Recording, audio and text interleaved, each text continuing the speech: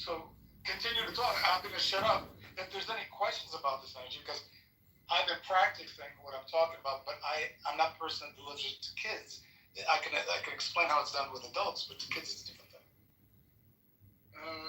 Back in response to my original question, basically, the way I see it, yeah, it's definitely hindering things because there are some things that have become so politicized for no fucking reason that all of a sudden any introduction of them in schools is all of a sudden seen as like fucking horrible, the next like horrible totalitarian thing that's being put in, et cetera, et cetera. The evil left is trying to corrupt your children, blah, blah, blah. Like that type of like stochastic language is probably what ended up fucking over everything. With like X, Y, and Z is trying to corrupt your children. They're trying to corrupt your children. They're trying to trans your kids. Weaponized propaganda against Israel. Like that's setback progress so much because now you can't even have not on the right. Okay, you would all come out without somebody. Even Joe Biden, who is a Zionist, I don't believe, but he's not a Zionist. Even Joe Biden knew that he had to give a little bit of lip service to his base. It seems like they get triggered by anything that has a rainbow color scheme or that may be related to the gays, and that all of a sudden their children are too soft to walk in a world where two dudes might kiss each other. Oh no, how horrendous. Okay, I'm going to intervene here just for a moment. As I said when I started the room, I have a hard time. I'm going to have to leave in 15 minutes. And I want to go ahead and provide my closing. YouTube, somewhere between 3.8 and 4.5 million subscribers. There's been some speed up those numbers. 863 million total video views as of August 6, 2025. How did you do on her last episode? More than I thought. Related to the question, how to fix K-12 education, the consensus is something else, but there's no definition to something else that we can wrap our arms around. Okay, if we get specifics, there's a slight majority, just the three, there's a slight majority for increasing rigor and accountability. Nobody is screaming for more money, which surprises me, etc. But is that not a problem when we try to have an informed, rational discussion on education? We go a mile wide and an inch deep and can't get our arms around something that's truly basic and fundamental to fixing the problem. That's what the poll shows me. That's good information. How to fix that? How do we stop going a mile wide and an inch deep and pick a few basics that are really fundamentally important? I don't know how we do that, but I think it reflects the need to do that. We've got to focus our energy on things that we can fix and not go a mile wide and an inch deep. And that's my conclusion of what this room has demonstrated, but it's been a good discussion, and thank you all for being here. Well, Anson, if I could just say really quick, because I added something, I asked Grok, because I had some ideas about how to fix K-12, right? My ideas on how we can fix that. But what something else could be? So here's what Grok said are 7 potential solutions. If Anson or anybody else in the room wants to weigh in, some of these we've already talked about. So first, we need to address the funding inequities. We need to support teachers. Number 2, we need to reform the curriculum and testing. Number 4, tackle learning loss and the gaps, right? 5, invest in mental health and safety, which I think is important. Mental health, hire more school counselors to help these children who are dealing with having challenges at home that they bring to school that makes it impossible for them to concentrate. Number 6, it says modernize the infrastructure, because as Time noted earlier, when a student walks into the classroom, they need to feel a certain energy. And part of feeling that certain energy is the safety that the teacher provides, how the classroom is, decorated or organized, how bright it is, how colorful it is, et cetera, et cetera. The aesthetic of the classroom helps, right? And then, of course, the overall building, if it's, Your feet basically just insisted that that's the truth. Yes, you could drive this thing out.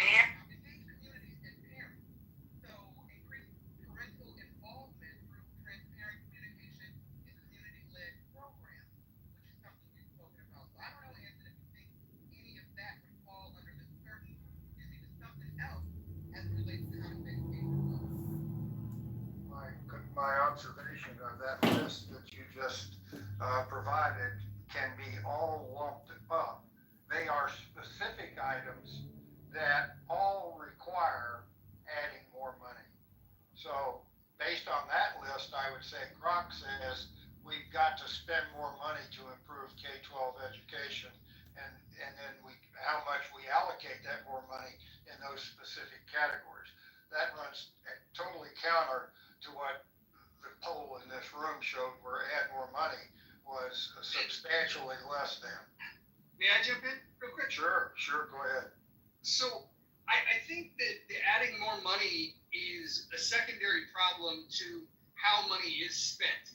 What we know is that in a public school system, you have pensions where a lot of money goes, you have the construction where a lot of money goes. Very few dollars actually get into the classroom. And so this is why school choice, I'm sure Joe B. made a pretty good argument for that. I was off doing other things, so I couldn't participate earlier. But here's something that people don't talk about is the way that we structure the classroom in the first place. We've decided that, if you were born in this year, we're going to put you in this grade. And whether or not you've learned how to read, write, or do math, we're going to then, because of your age, put you in this next grade. And what happens is that the teachers then have a choice where they can say, okay, I can teach to the most advanced students, alienating, the mid-tier and the bottom-tier students. They could teach to the medium students, and then that would hold back both, it would hold back the top students as well as probably alienate the bottom students. So then what they ultimately go for is they teach to the bottom students, and what that does is alienates those that could be challenged more, that are both that mid-tier or more advanced. We need to figure out how to put students based on their talent in the right cohort and get them the right education that they need, the things that they can handle. You can't give too hard a curriculum to somebody that doesn't understand it. You'll shatter their confidence and you won't build their skills. It'll actually be negative. So we need to better identify, and I don't think simply identifying when were you born is a good way of doing that. Yeah, I totally have to agree with you. I think I think that we need to just reject the entire education. I'm laughing because I know people are going to think that it's radical, but the school system isn't failing at all. It's doing exactly what it was intended to do back when we implemented to begin with. We don't like to admit that. We don't know. I mean, it's been hidden from us largely, and we've been indoctrinated, right? If you feel like your little reticular activating system right now trying to reject everything that I'm going to say, I'd ask you, where did our system come from? What was it modeled after? What was the actual implementers of the school? So what was their listed intention? It's documented. It's all very, very open and public, and it is. They wanted to keep us obedient. They wanted to get people into these structured areas to be able to teach and indoctrinate us. That's the conformity. Everything that our current system implements as any type of public education system, anything that you see that does the opposite, that talks about the best models of education, have nothing to do with where we're at. It has nothing is in it absolutely at all. Like the grading system, all of that thing, what Mojo was just talking about. I pulled up real quick because I thought that this was interesting. This was let's see. Your idea of real quick and our idea of real quick is probably different. Can you hear it up? Thank you. Yeah. All right, so six points of what our system, this is exactly what we're working with right now and what we have implemented, and we continue to think that we just need to throw more money at. Can I help you while you're looking? I'll just say this. Yeah.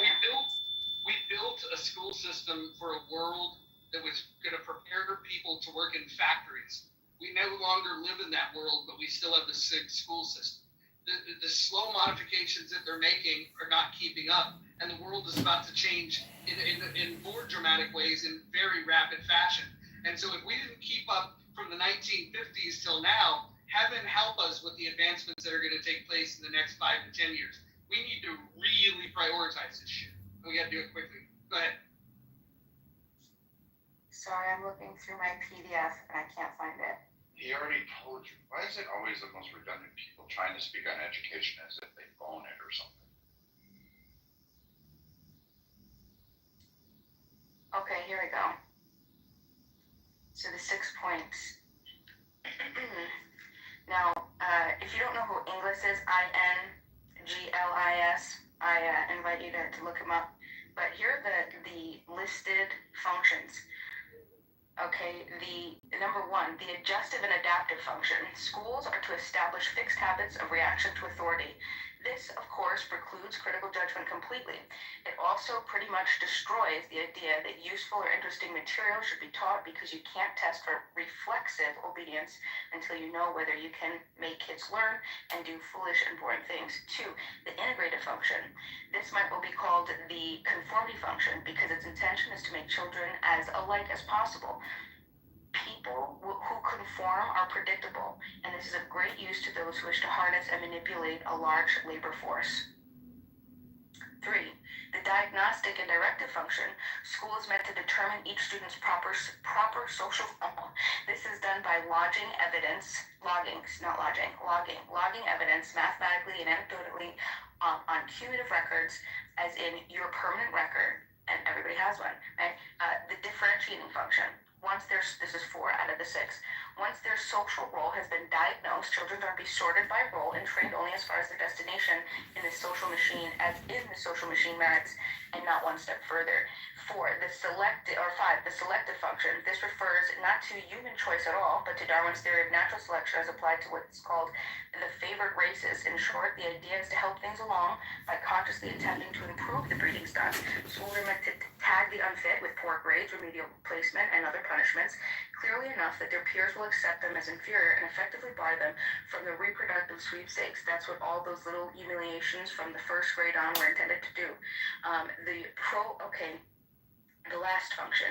The social system implied by these rules will require an elite group of caretakers. To that end, a small fraction of the kids will quietly be taught how to manage this continuing project, how to watch over and control a population deliberately dumbed down and declawed in order that the government might proceed unchallenged and corporations might never want obedient labor.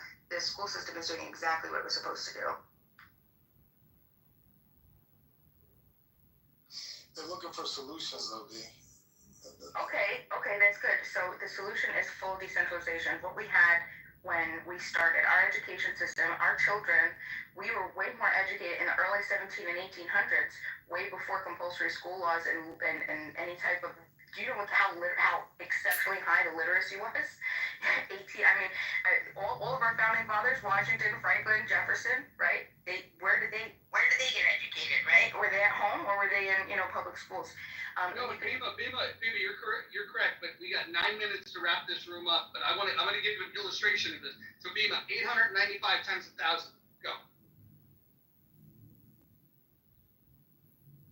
For fuck's sake. Oh God, come on, bro. Time's up. No, listen. I just wanted to illustrate the point. She's correct. I'm agreeing with her, by the way. I'm agreeing with her in a oh God, that was a little punchy way, but anyway, she made a good point. And I just wanted to illustrate it with a little exclamation mark on it. We don't teach kids anymore. We can't even do simple math. But Roger, she didn't make the point. She just regurgitated something that somebody else said somewhere else. That's correct. That is correct. So again, I need you to talk over me so you can shut up. This is why you get smacked around. So again, she didn't do anything, and it's going to this overall thesis. Let's talk about it, Brad, instead of just respond to what I'm saying. Shut the fuck up. You shut the fuck up. You don't even have kids. You're a subhuman, Brad. Oh, here we go. Okay, so you want... All right, so we can do this. So let's talk about the fat, obese white women who can't even... Exactly. This is exactly what we wanted to do. So anyway, so the decentralization, I'd invite everybody to look at homeschooling successes. If you can look at the homeschooling successes, Hold on.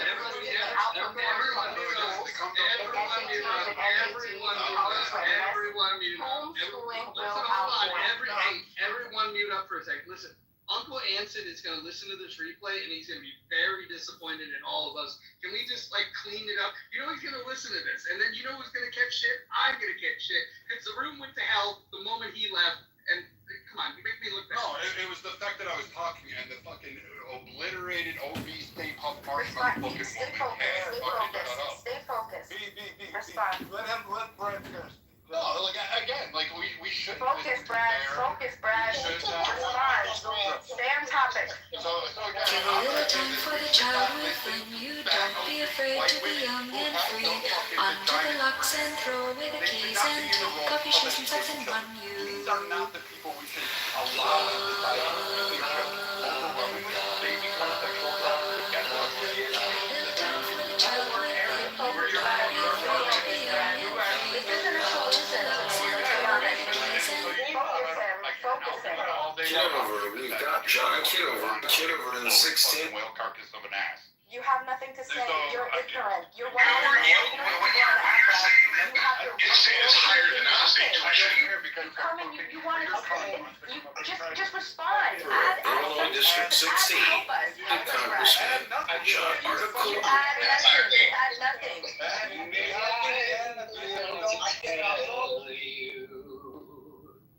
I really have said to myself, I'm not getting involved in drama. I don't want to mute people. I don't want to move people to the goo because everybody. Just move her down. Again, I get moved by this cunt all the fucking time. You guys moderate when she can't take her own fucking take a whole Talk about education, Brad. Talk about education. Focus. Education. You haven't read a book. Education. Go.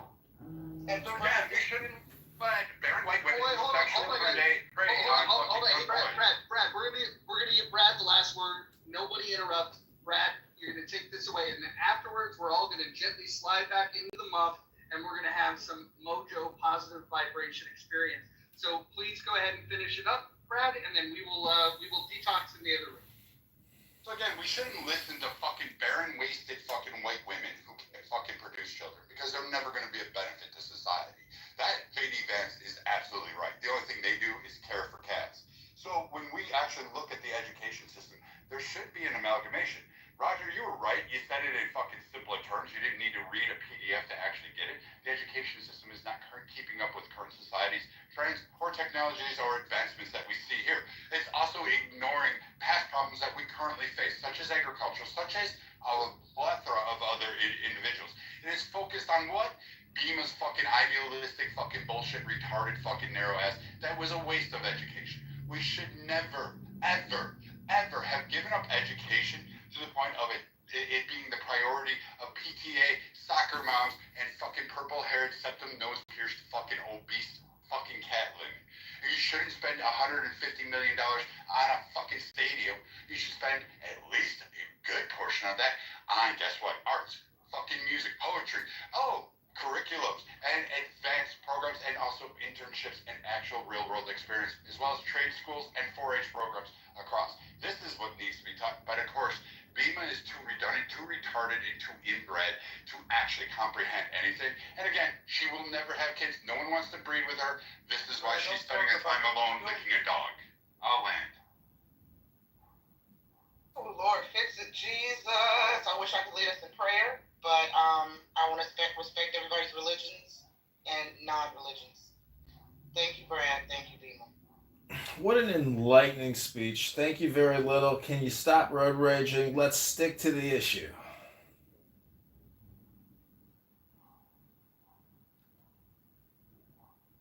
See. I told you don't come for me, right? Then I said I wasn't rude to a single person today. Yeah. So we have 4 minutes Except you left. just can't focus because you notice I didn't What come do you for guys you, need? Brad. Wait, Once you're done, after I speak, instead of focusing, you start to attack the person. Instead of responding to the topic. You can't stop fucking talking. You can't.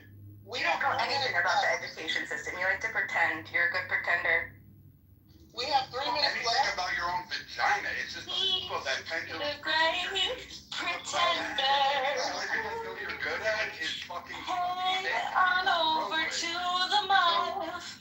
Okay, hold on. Bima and Brad, hold on 1 second, please. We have 3 minutes left before we shut this gently slide them off. But you don't know if it's possible at this point. We might Hit her in the head with a bat and just fucking end it, and the world will be a better place. Does anybody have any final thoughts as we wind it down? One mic on timeout, please. Brad. What controls most of human patterns, their behavior? Is it the subconscious or the conscious brain? The subconscious. Right. How much percent? I don't know. Ask the doctor on that one. I don't answer questions. 95% is different, huh? Anson would have been so disappointed. I'm gonna send him a message and I'm gonna say, hey Anson, if you've got any brain cells that you want to kill, listen to the last 15 minutes after you left. He's gonna, you know what he's gonna do? He's gonna tell me that we need better mods. That's what.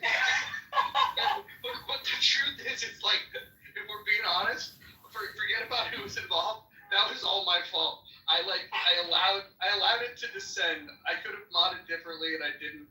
Look, I had a fun day. I had a blessed day. I drove a car today, just within the last hour, I drove a car 170 miles per hour. Wow. So, let me ask you a question. It was a Ferrari 296. It was. Oh my God. Yeah, the straightaways of the Portland track are a little longer than the Seattle track, and man, this thing, it probably had a little more pedal left, but we got to the cones. Nice. Were you in the moment, Mojo? Were you in the moment? I was in flow state. I was in a flow state for sure. There you go. So how was the positive vibrations over there in the rational discussion group? Was it a good discussion before I came in and ruined it? It was an okay discussion. Those educational rooms, you always end up hearing the same people talk on them. And the chat was good.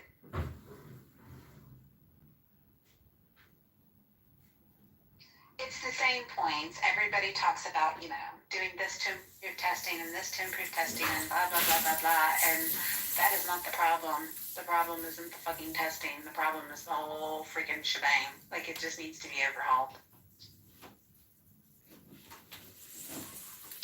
John, what plans do you have to overhaul the education system in America?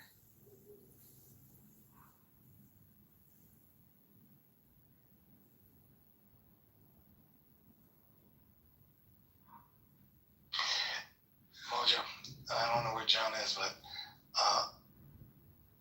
what I was trying to articulate, it wasn't coming out well because it's something that I practice and adults practice. So I didn't know. I think differently than a lot of people. So when I was explaining, it doesn't land for them in a way where they can understand. I think so. That's what you shut up about it. Yeah, Simon Sinek's got this thing about start with why, and he gets into people that think different. He talks about Steve Jobs. He talks about Martin Luther King, and he also talks about the Wright brothers and how their view of the world starts with they start with why. Why are you different, right? Rather than what you do and how you do it, why do you do it? And the people that change the world have a very strong why. That's right. So that's more along the lines of what I was talking about. That in the education system, there has to be a unity around what the why is. And I talked about what's important to people's daily life, their families, their environment, and beyond just their local area, right? It's not just the country. There's across the waters to other countries, right? The why is to develop a safer, healthier humanity. It's humanity, basically. So what Dr. Joe's work and what we're going to be talking about and applying in October it's going to be about that.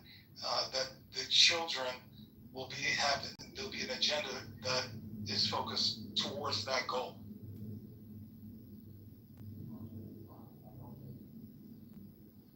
Hey, this is candidate Congressman John Kitover, and I just want to say that in that room I called out that we're spending $88 billion a month or $1.1 trillion a year. I would suggest instead of $88 billion a month, we go to $60 billion a month immediately. Does anybody think that might solve the problem? John, that's the result. The money, that's the end. Things require money, but first you got to figure out what the thing is, right? The change that has to be made, right? Well, no, I think what he's saying is the opposite of what some people say. And one of the choices in that poll was do you want to add money? And maybe the answer is we take the money away. I mean, if you look back, we called a certain generation the greatest generation. Why do we call them that? It was a generation that grew up in the Great Depression. They were forced to deal with less money. And so I would make the argument that when you take money away from a situation, you actually open up the conditions that can allow you to actually improve the situation. Only when you're doing things really, really well can you then have the discussion of, hey, can we pour money on this? Money should be the gasoline that you put on a fire. And we don't even have a flame yet. So I would say what we need to do is we need to take the money away from the system. We need to starve the system, and we need people to be creative, create parallel institutions, something that works, and then once it works, then we pour the money on it. And I will tell you, people will be less picky about how much money we spend if you're getting a return on that money. Because I think one of the frustrations that we feel is that we've spent $37 trillion more than what we have, and we don't have good results. We also have $100 trillion in unfunded liabilities, and we have nothing to show for it. That being said, there's worse places you could be. You could be in a country that doesn't have that kind of money to spend, right?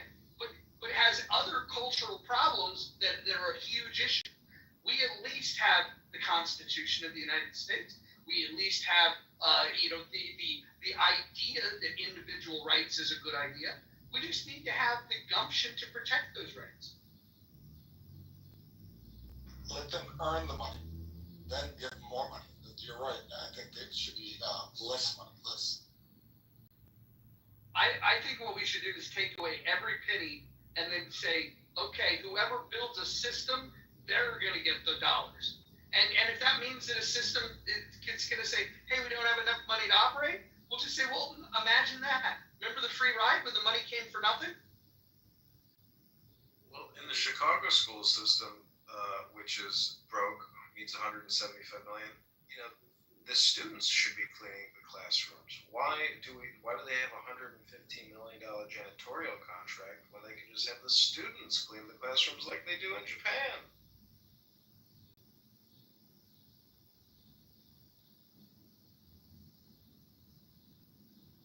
Or maybe the gym Because you teacher. can't use chemical, the 5-year-old in kindergarten fucking chemicals that mix and combine. Like, you don't want to give them Windex and freaking bleach and say, here you guys go, combine it yourself and then toss it in Pine Sol and that'll clean the floors for you. You really don't want to do that to a bunch How of do they kids. do it in Japan?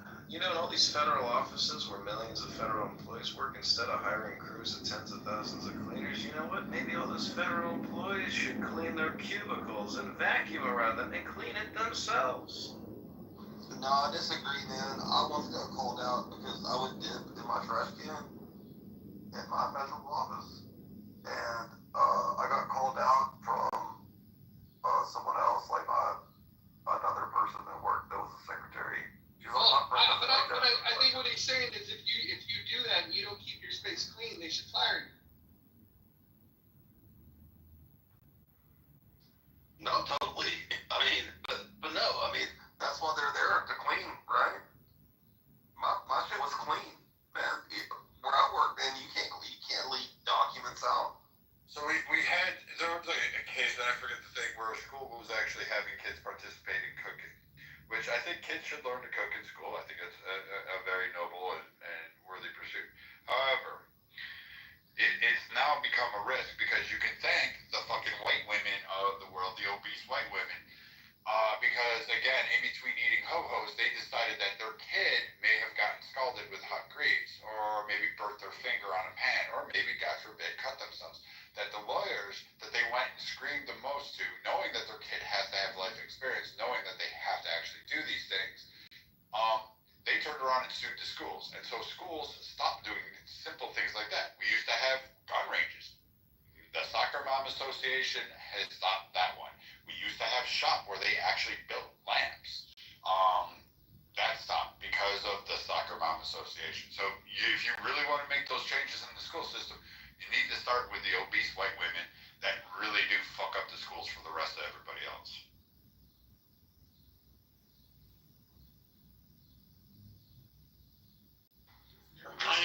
Bringing up at 1.1 trillion a year, and we're 37 trillion in debt. You know, this is a place to start cutting. 1.1 trillion a year in this country gets spent on education. 88 billion a month. You can't cut it 25%. You can't cut it 40%. We're $37 trillion in debt. Now, I know I sound like I might be whining and complaining, but where are the cuts going to come from? Because I got to tell you, I'm building a collection of cuts with all of these Hansen rooms and Mojo Positive Vibration rooms, and I'm going to put all these position papers. Basically, I'm doing forensic accounting, so thanks for the content. I keep posting my next. Nobody's reposting. Are you guys just all a bunch of talkers, or are you going to do any retweets? Are you going to do any likes? Are you going to share this room? I mean, are we just a bunch of talkers or a bunch of doers? What is it, talkers or doers? He said that if I always fight with my, it's a good mother as far as I never. Wait, hold on. Hey, mute yourself. Listen, go read the rules. Hold on, hey, go read the rules. I want you to refer to rule number 10. Once you've read rule number 10, if you can read rule number 10, then you can re-engage, this time in English. But if you don't speak English, we got my friend Johnny here who can teach it to you. Right, Johnny? Yes, sir. Hey, I'm looking for the rocket chats. We don't have that here? Rocket chats? What are we talking about? It's the newest thing from Nelson and Company over at Chatter. Oh, you mean the Jonathan Bing app? The one where he single-handedly destroyed what could have been a good thing? Oh, is he the one to blame? Jonathan Bing's got a big head with no brain. He's got like just full, thick skull. There's nothing in there. It's you know, you shake a watermelon to hear the fucking moisture. You can shake his head, you hear nothing. Oh, darn. So he's the fall guy, Roger? He's the fall guy. Jonathan's the fall guy? Jonathan Bing might be the stupidest human being that's ever walked the face of this earth. But isn't it Nelson's app, or is it Nelson's the boss. Nelson's the kid. It's good to be the king. Hey, this boy. I just was in there, and they probably had a total of less than 50 users across the board in 10 rooms. I hear you. The biggest stream was 20 people. It's like it's so boring every time you go in there. And I do like the features, but it's not working. Two people, the person and their bot to run video, and nobody's watching. Their problem is that all they want to do is poach Clubhouse users when they should just go find their own users by advertising. Oh, wow, who would have thought? That would have been great. Can I just point out that the way Nelson and Jonathan Bing is running Chatter is the same way that your federal government is running the government. And the reason why Jonathan Bing's brain is so big is that's called swelling of the head.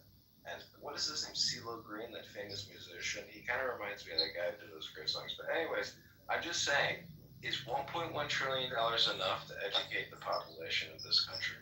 Where can we cut it 20%? Anybody here want to concur that we can save $200 billion a year in education? Anyone? The head is it. They wish you would stop using terms that you think you know that you don't know. Well, swelling of the head.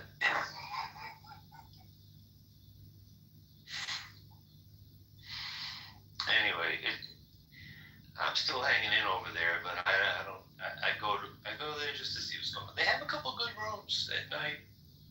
He's rounding up a lot of investor types, venture capital people having forums. I think he's trying to learn how to raise money.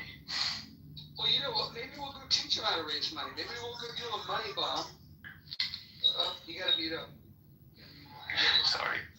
Get a little feedback there, buddy. Okay, cool. Yeah, maybe we'll go do a money bomb over on Chatter. We'll essentially walk in, we'll open a room. Well, first of all, does everybody here have Chatter downloaded? Anybody? Yeah, I get it.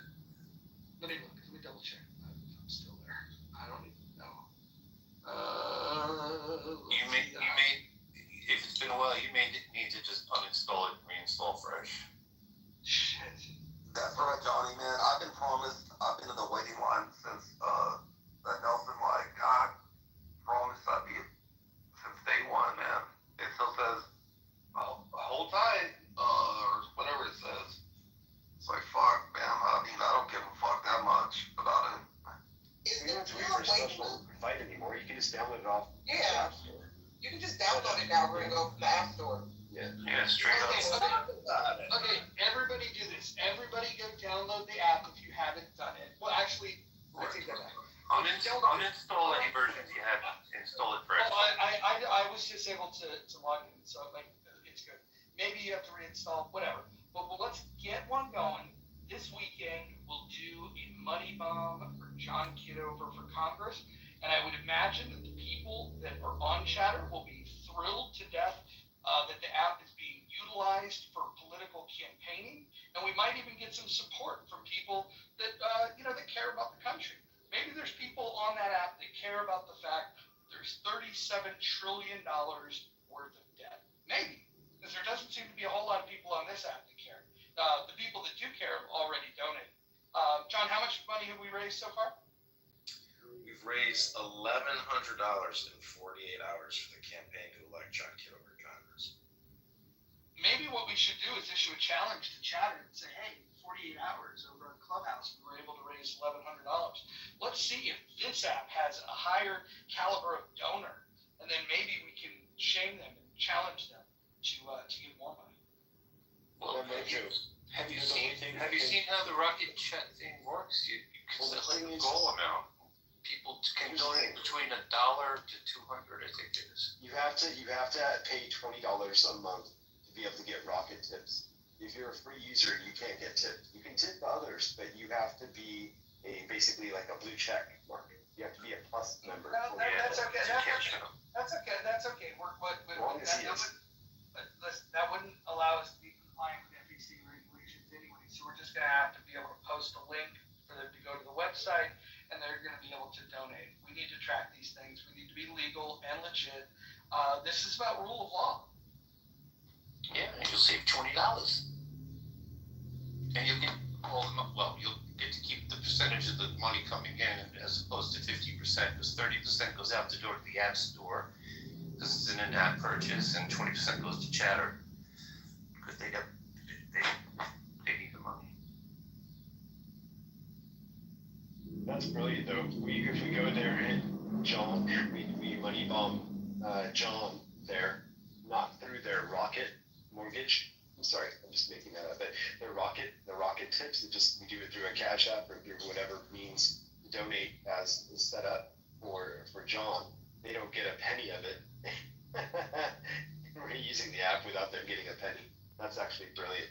Why would they get penny of the donation? I hear they're taking about, I don't know if this is true, but if I understood correctly, they take 50%. So if someone tips $200, you only get $100. They stole that idea from fandoms. That idea's been right. That's correct. That's what they're doing. But so here's the plan. We're going to warm up to these things. We're going to go to Chatter next, and we'll do one this weekend. We'll raise some money. Then we'll wait a few days. And we'll do one on Fanbase, and we'll work our way up to a big splash that we'll do on Twitter Spaces. That sounds like a plan. I have put in the chat, I put a link to the Antidote account if you want to donate right now. $5, $10, $100, $1,000. I know Brad, I was unable to convince him today, but Brad, I still hope you're going to join Team John to get to Congress.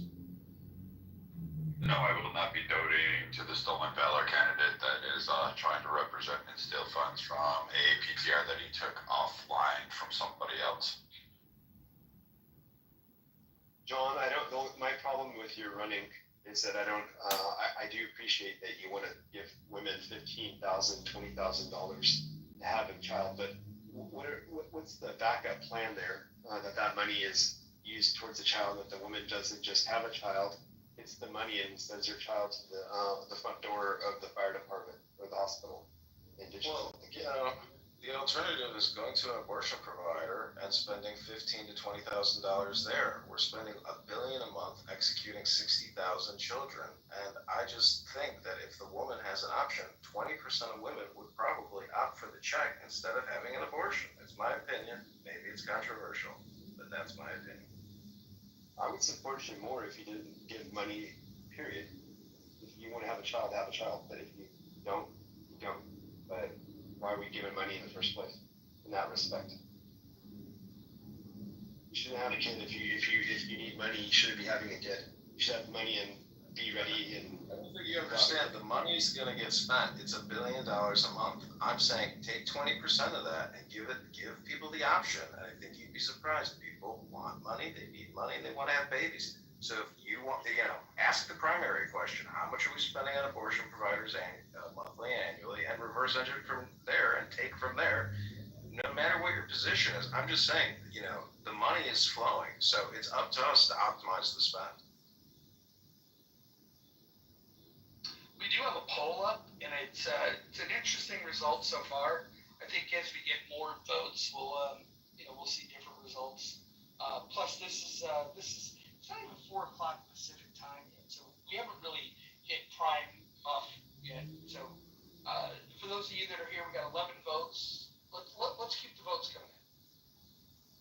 Question is, what is? Oh, I'm sorry, I have a typo. I have to edit it. Am I able to edit it? Will they allow me? Hold on. I wonder if they'll allow me. Yes.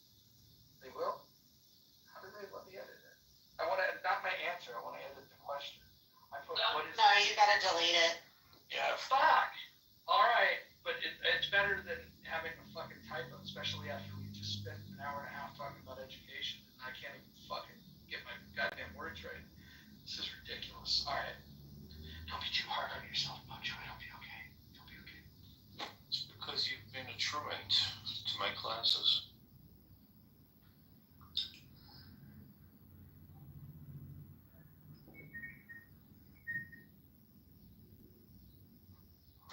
Yeah, so it's 30% to the Play Store / App Store, 20% to Chatter, 50% to the intended recipient, and there's like a 30 to 60 day delay.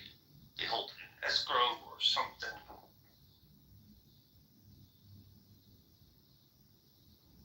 Are you referring to the Rocket system on?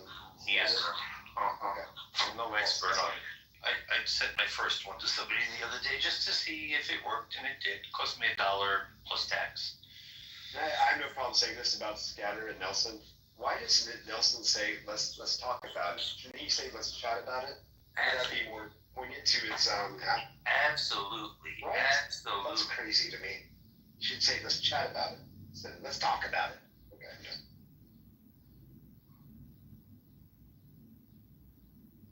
Oh, I tried to.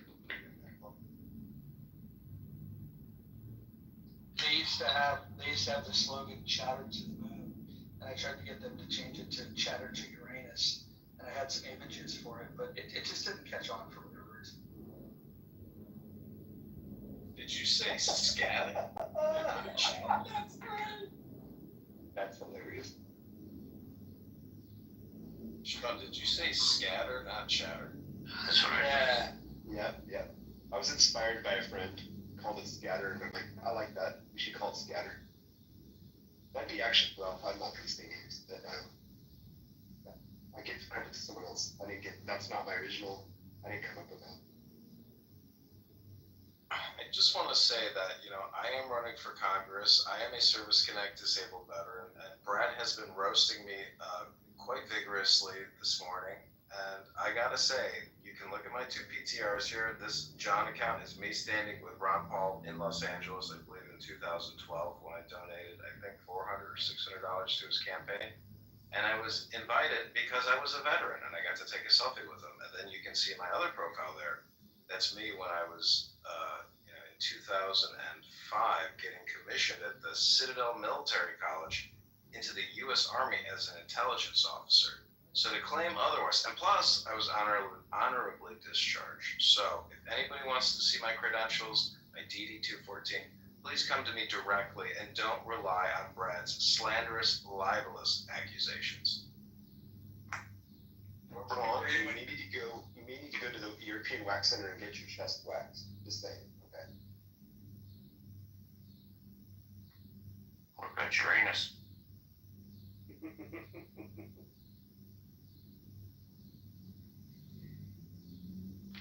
Johnny, you being in the Army is almost as believable as that there's a guy out there that wants to actually let Bima do oral on him. Oh dear Lord Jesus. No, but sad when you've built your whole personality around just insulting others. I mean, like, could you imagine if Brad didn't stop insulting people, there would literally be nothing left. He would be nobody. He would be nobody. That's it. That's the only reason people like Brad. Is because he insults you. Hold on. You guys might have got the wrong memo. This is the Mojo Positive Vibration Experience. You are welcome to participate as long as you're spreading good vibrations. So why did you cut me off when I got attacked first? Why didn't you why didn't you go to the root source? Listen, I might be late to respond, but the response was important. Let's do this. Let's go around the room. We'll go in PTR order. We'll start with serendipity, and we'll just say something nice. Serendipity, go ahead. Get us started.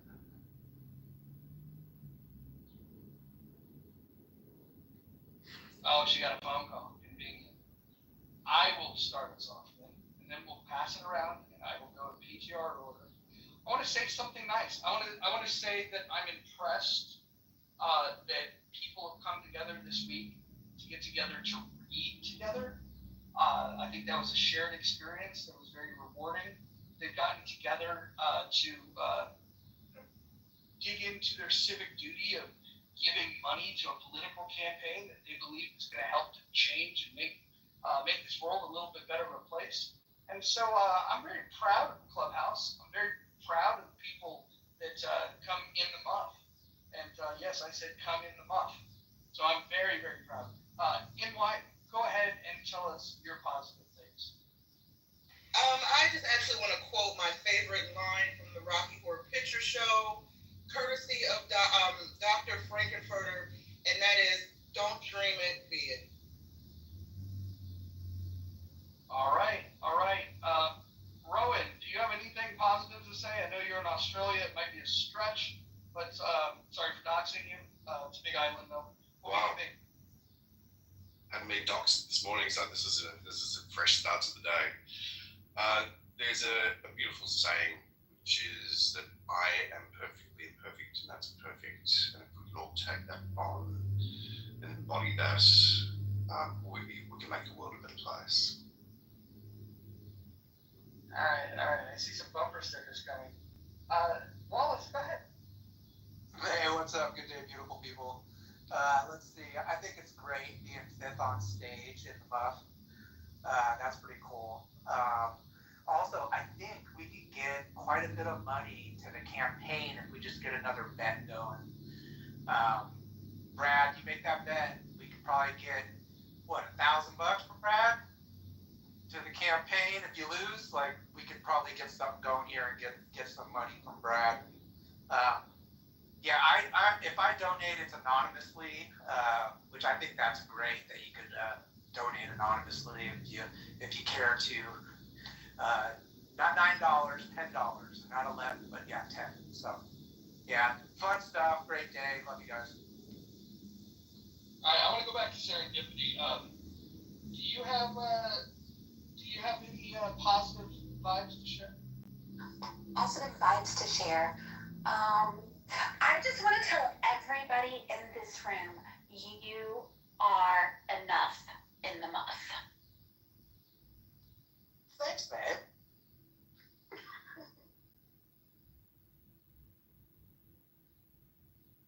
I've been told that before as well.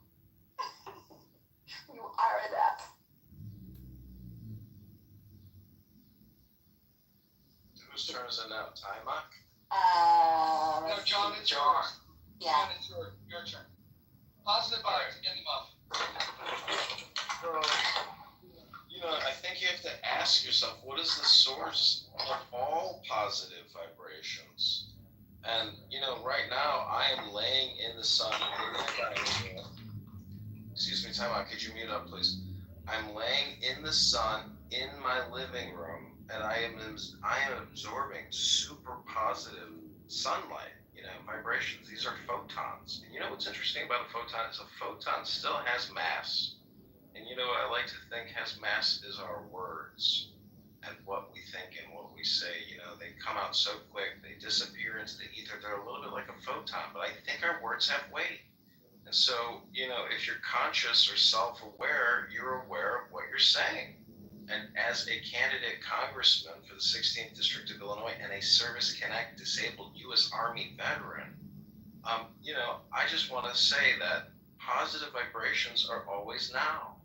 That's the secret source. It's the NOW. And I hope right now you are relaxed, you are breathing, and you are at peace because, friction causes disharmony.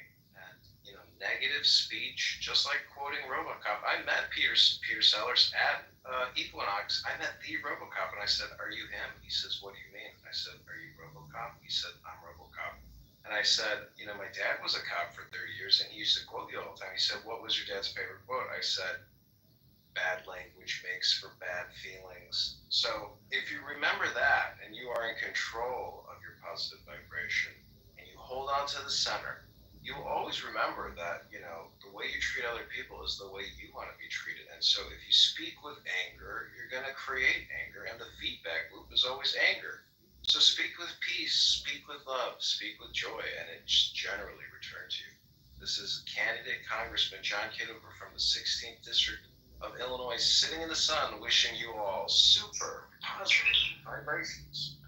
Not bad, bad feelings, mate, for bad language. Well, Tama, it is your turn. Share some positive vibrations. Yeah. Wishing everybody an amazing rest of your year. If you want to have a good laugh, I have a film that's being re-released into theaters. They added 500 to 600 more theaters, but it starts October 19th at AMC, and I'll find out more about the other theaters that are releasing it this fall. It's called Last Dragon. You'll have a lot of fun, I guarantee it. Don't take yourself so seriously. Just have fun. Awesome. I will be there. Brad, would you please share positive vibrations? My positive vibration is that I changed my mind on the abortion stance. I think a lot more people like Bima should have been aborted. Well, okay. Positivity is reigning supreme here in the month. Gringo, share your positive vibrations. Yeah, man, I'm just a good person that loves good things. Well, there's that. Hey, man. Okay. That was positive. It was positive vibration. I'm reciprocating your positive vibration. Very nice. Beth, positive vibrations? Yeah, wake up tomorrow and be grateful for your day and be a little bit better than you were today. There you go. All right. It rhymes. That was positive. Johnny, tell us your positive vibration. Oh, chatter doesn't have bugs. They're just undocumented features. Okay. We're fixing not only this app, we're fixing the other apps as well, simultaneously. Well played, Johnny. Akima, can you share some positive vibrations? Akima going once. Akima going twice. The sun came up again today, so we got another chance. Okay. Joe B, positive vibrations. Uh-oh. Akima wasn't done. Akima, go back to you. I thought I might have done my bad. All right, no problem. Joe B, go ahead. Positive vibrations. I love that Anson opened this original discussion. Yeah, that's it. Sean B, love to hear your positive vibrations. Just remember, everyone, when in doubt, breathe out. When you're in the muff, enjoy the moisture, enjoy the ride, and slide. Love you.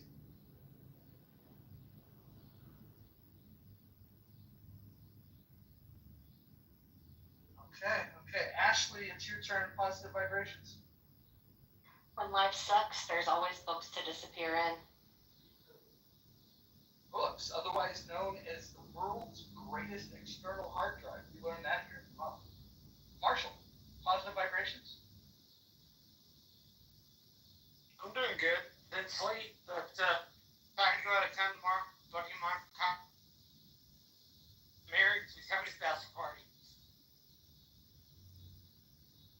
All right. Well, those are the positive vibrations. We're going to try to minimize the negative vibrations. But sometimes you got to keep them vibrations coming. Probably Abby up here. We got a nice little poll going. Hopefully people are responding to the poll. For whatever reason, Matt Cool thought he was too good for the poll, hasn't responded yet. No pressure to Matt Cool. Beth is not responding. Ringo's not responding. Timeout's not responding.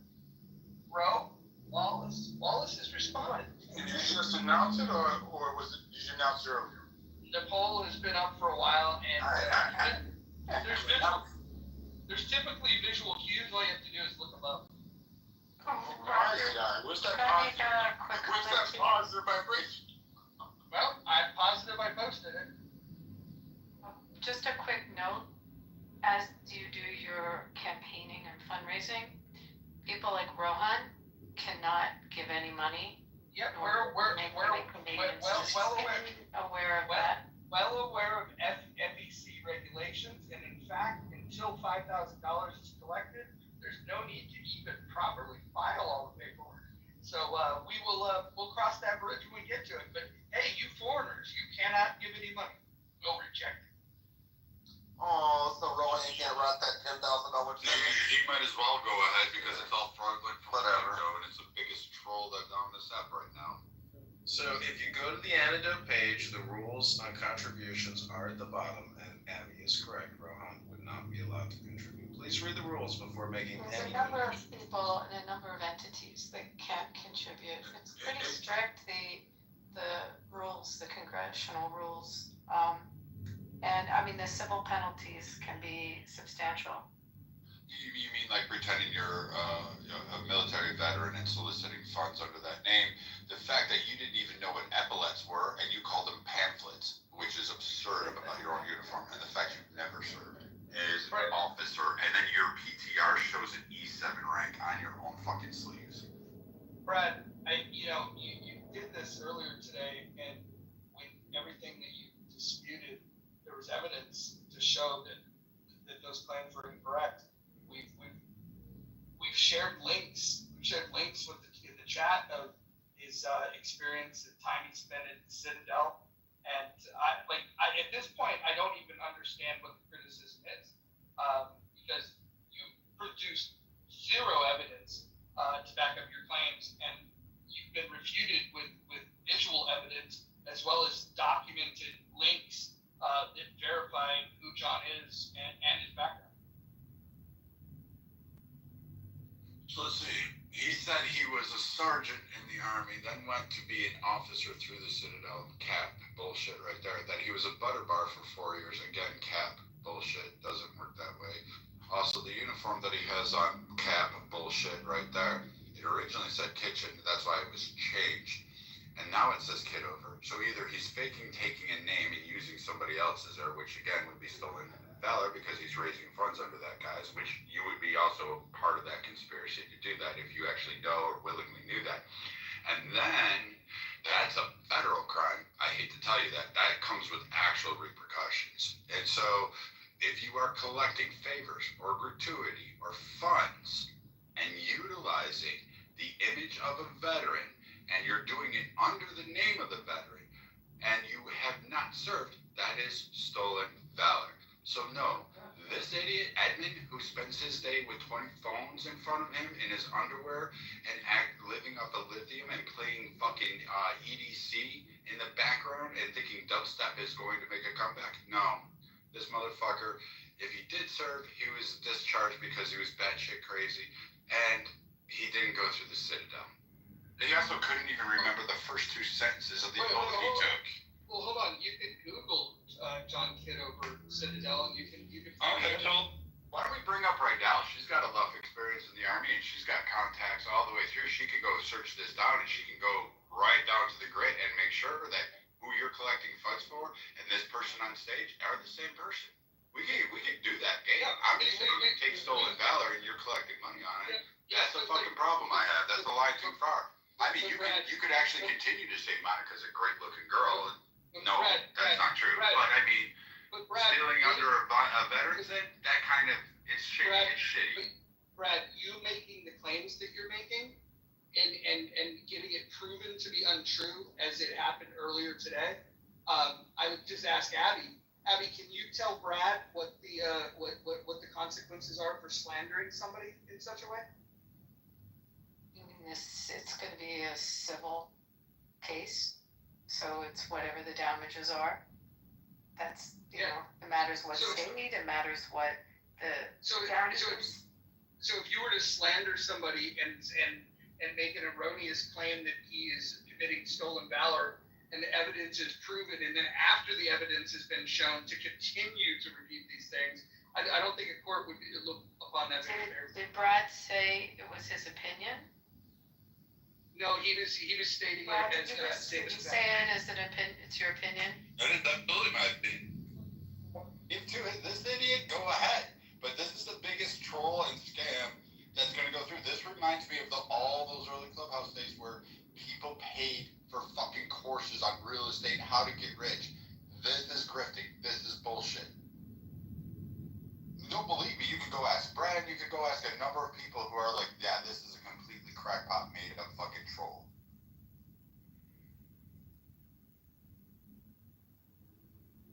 You know, Brad, Abby is trying to help you by suggesting. The part that pisses me off is the fact that you're using a soldier.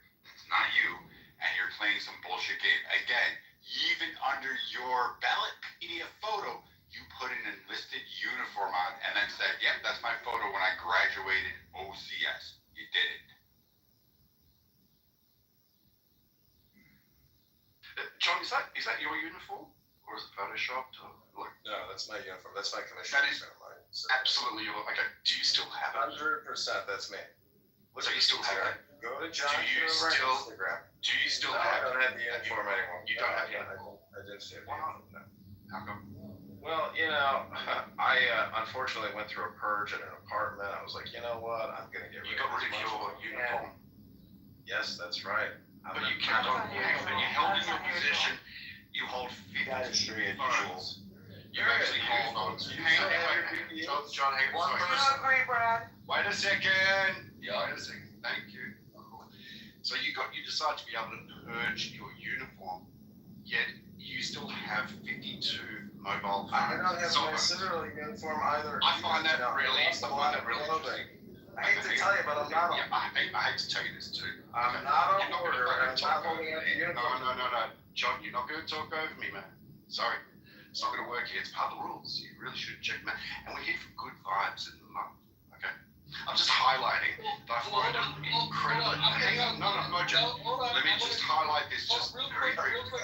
It is nuts that this guy has 52 cell phones. Okay, but doesn't give his uniform. Real quick, I'm going to jump in. Listen, if you guys don't like the amount of electronics that somebody possesses, that's totally your opinion. But when somebody is making a claim that a person's identity isn't their identity and trying to slander them, that you can be held liable for that. This is why we have rules around slander. And the fact is that if anybody in this room wanted to take more than like 35 seconds to Google it or Grok it or GPT it, you can find out what his record is. The fact is that the people that are making these accusations, all they want to do is create negative content on this app. It's not based in any fact, there was a claim made that the uniform didn't say Kitover, and then everybody that was in the room fucking blew up the photograph. Because you guys corrected it. Incorrect. You and the Adam said kitchen on it. That's what you claim. That's what you claim. It's not true. Okay, I don't give a shit, dude. This idiot, this fucking moron, this fucking idiot from fucking Chicago who literally spent this entire day trying to record rooms and does nothing else. He's not trying to. Who doesn't get Fruit of the Loom underwear and thinks somehow this idiot is going to run. Who's now trying to solicit funds under a veteran. Again, I'm calling Cap. He can't even explain his own fucking uniform. He can't even determine an enlisted man's uniform from an officer's uniform. And apparently neither can you. Well, Hakima Hold on. I just want to say this. The interesting thing about this is that there are recordings of all of these rooms. Then play them. I want to explain something. They don't have to be played here. There's recordings of them, and if people are lying, if people are committing slander, or if somebody was crazy enough to lie about their background and file under a fake name and use fake photos, all of those things can be punishable by law. So here's the thing. You guys believe whatever. Anybody can believe whatever they want. You could also go Google things and you could do research rather than just creating content on here. But the fact remains is that with these truth claims that are being made, either John could get himself in a lot of trouble or Brad could get himself in a lot of trouble. In either way, I would just say that before the people that are going to make judgment calls based on who they like on the app more, maybe you might want to do just a little bit of research so you don't end up making your fool out of yourself, considering that this is being recorded. It's being live streamed. The FBI can have access to all of this. Any court in America can have access to this, and people are talking freely about their claims. One person is claiming to have a background in the military and he's running for Congress. Another person is saying that that's a lie. One of those two things is true. Quick question, Mojo, sort of have you and John, I'm very curious about this evolution, because just a few weeks ago, you were John's biggest target. He has a catalog of you, and many of us talking shit about you. Have you reached some type of detente or agreement? Why is this happening? Why are you boosting him so hard? Well, I've spoken about this multiple times, and I'm glad you brought it up because it's a good thing to bring up. If there's anybody on this app that should be critical of John, it's me. There's nobody that's been who's had more profiles made in their name, streamed on live in my name. I have been the target of his streaming more so than any of you on this app. So I have more reason to say, hey, what the hell are you doing, man? Some of you are a little more fragile than I am, but that's a whole different story. The reason for the change of heart, because I used to think, what an asshole, like without consent, this is a dick move.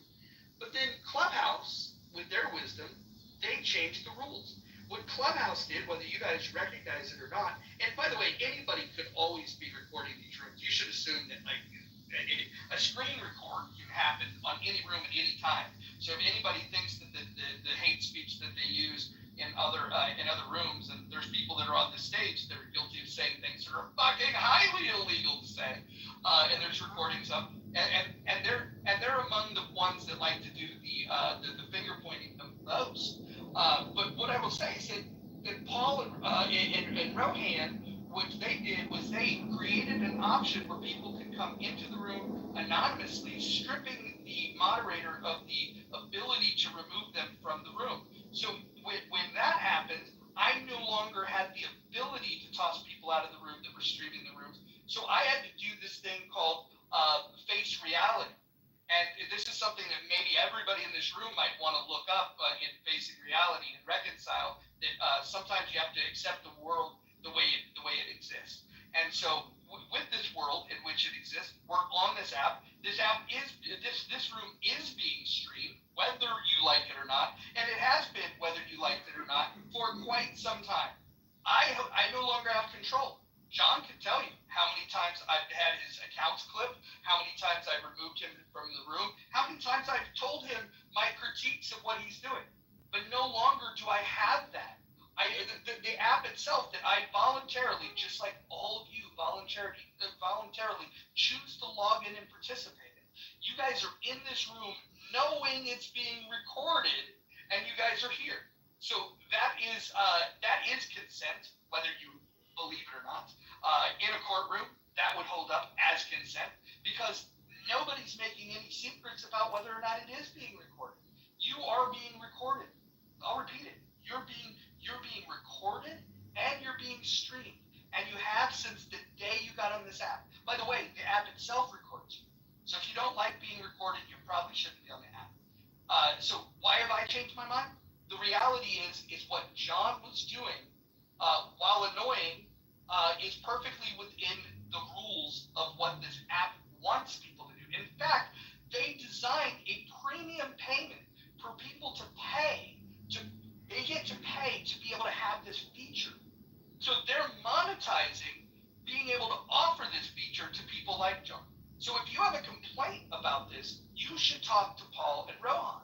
Those are the ones that created this feature. So then once I accepted it, I had to go, well, now this is the world that I have to live in, rather than pretend that this is not the world. I wanted to go back and look at some of the content that he was streaming. And what I found was rooms with actual terrorists they were plotting terrorist plots as well as conducting recruitment in terms of sex trafficking. You guys might be aware of those rooms. Maybe you're unaware of those rooms. But this is a service that John is providing that streams it, and all of you do-gooders, all of you anti-terrorist activists, you guys can look at this and go, wait a minute, here's somebody that is being able to stream and expose terrorists on this app, and you can now work with him to do something about it, or you can complain because you think it's a nuisance because he streamed and did something that the app actually wants him to do. I'll go ahead and just mute up right now, but if you guys want to get self-righteous about your right to privacy, you guys can stick it.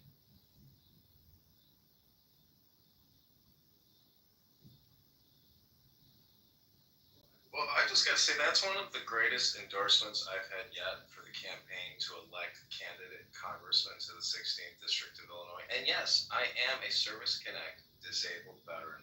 I finished as a second lieutenant at Fort Huachuca, where I was medically disabled for an injury. I served in the Army National Guard from 2002 to 2006. That's March of 2002 to August 2026. So get it right. How can we check that? Oh, I believe you, by the way, John. Thank you, Jane. I thank you for the support. But don't just I don't support your send $1 to the campaign. Jane, what's $1? What's $10? I'm gonna give you $18 today. I really need it. $18. You know. The link is in the chat, ladies and gentlemen. It's also in my profile. But I just want to say I'm having a super positive vibration right now.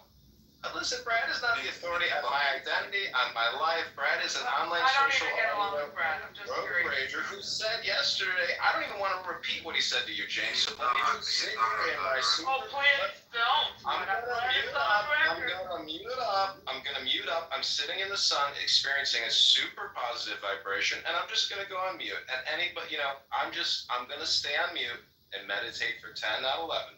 10, not 9 minutes. Here we go. I'm going into a meditation, a deep, positive vibration meditation. Here we go. Hitting the mute button now. Deep positive vibration is an actual vibrator. So you're asking, that's about the only John, before you go into your meditation, can I ask you a question regarding your upcoming election or trying to get on the ballot?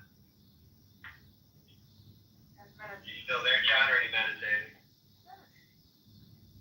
Hey, Brad, when have you ever provided evidence that John isn't a veteran? I believe that. He said he's an officer, right? Go to Ballotpedia right now. Go pull up that and tell me what uniform is on that individual soldier that he used. He said he was an E5 in the Army, and then all of a sudden he now just told you he was in the National Guard, and he graduated as a, what was it, a lieutenant colonel, second lieutenant? What's the first part of the name of National Guard, Brad? What's the first part of that name? what's it called? What's the first word? The 3-word. There you go. There you go. There you go. You got it, Brad. You figured it out, buddy. Retarded? Are you really that? God, literally fucking Army National Guard. Leslie, are you ass clapping? No, this is No, just Brad. Like, just. It's one thing to say that he's not the rank or that he's not an officer. Like, he's not, an officer. That's one thing. It's another thing to then say that he never fucking served. That he's not a veteran. Maybe he was just exaggerating that. Yeah. Still stolen valor. You can say stolen valor. You can't say that he's not a veteran. What troubles me is that if you served and that you actually got rid of your uniform, like I don't know any person who served that got rid of their uniform. That's good. I don't think so. And then you actually talk to a lot of people that have served. So there's I know plenty of people that got rid of their uniform. Many absolutely. Again, so like this whole fucking no, man. Wow, I hate swearing. Can we just have one mic at a time? I was talking. Hey, she can't shut up. That's her problem. Her rich. It's the same people with the same problem. They should, in between whatever they had. But I'm just gonna sit there and say, again, if he's claiming to be an officer in the National Guard, they're rich because you're retarded. He cannot say he went to the Citadel and spent 8 years doing all this. He also said he was enlisted, but that uniform that he was showing, which is an enlisted man's uniform, he says that's what he got when he graduated the Citadel. So no, he doesn't know what he's talking about. And yes, if you claim you're an officer, just like the idiots that walked around this app and all said they were fucking SEALs and that they were Delta Force fucking Rangers with SEAL Team 10s, all of those motherfuckers, that's still stolen valor. Because guess what? You cannot fucking represent yourself in a more glorious light, if you will, while soliciting funds. It is still a federal crime. That doesn't mean that those people aren't veterans, you fucking idiot. That's the whole point. You shouldn't have used that word. You should have said he's not a veteran. Well, yeah, if you spent 4 years in the military and left, maybe you don't want to hold on to your uniform because you pussified out. Yeah, I'm on welfare. You don't have a fucking job. Yeah, that's exactly it, Brad. They didn't have room to have a whole room about meditation. I had to bring my meditation. A lot of accusations are being thrown. No, it's because I threatened to dox fucking King Solomon because he said, nigga, hail Hitler. That's all.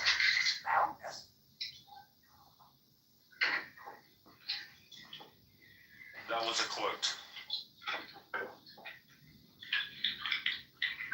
Hey, Brad. Still unacceptable. No, we've already went through this serendipity about Monica making quotes. One mic. Hey, Brad. If what you're saying is true, one mic. Guys, what's the local background noise? What's going on? Time out, is that you or is this somebody else? No, Moose moved it up. Yeah, thanks. Yeah. Hey, Brett, you've laid it out. At this point, you did what you're supposed to do, and you laid out what you were saying, and let everybody else sit with it. And I agree, Ty Mac. I wouldn't. Like, you guys want to donate? You gave over $1,000. Like, I mean, it's not the worst thing. People gave like $100,000 on an app. You morons. Like Rich, like Bima, like others that fucking ran little fucking scams. Like, go ahead, give your money. I'm just telling you, he's not going to money. He's not going to win. He's not running, and he's soliciting funds. I didn't give him money either. Yeah, I don't believe John's actually running for Congress. I think it's just a troll. Shut up and believes it's crazy. I wondered about that because I've seen him on the apps so long, or it just isn't. And I'm not into politics. I'm learning. I'm coming into this room. I'm learning. But what does a congressman do? They go out and they raise funds. Isn't this what they do? They knock on doors. What do they do, Brad? What do they do, guys?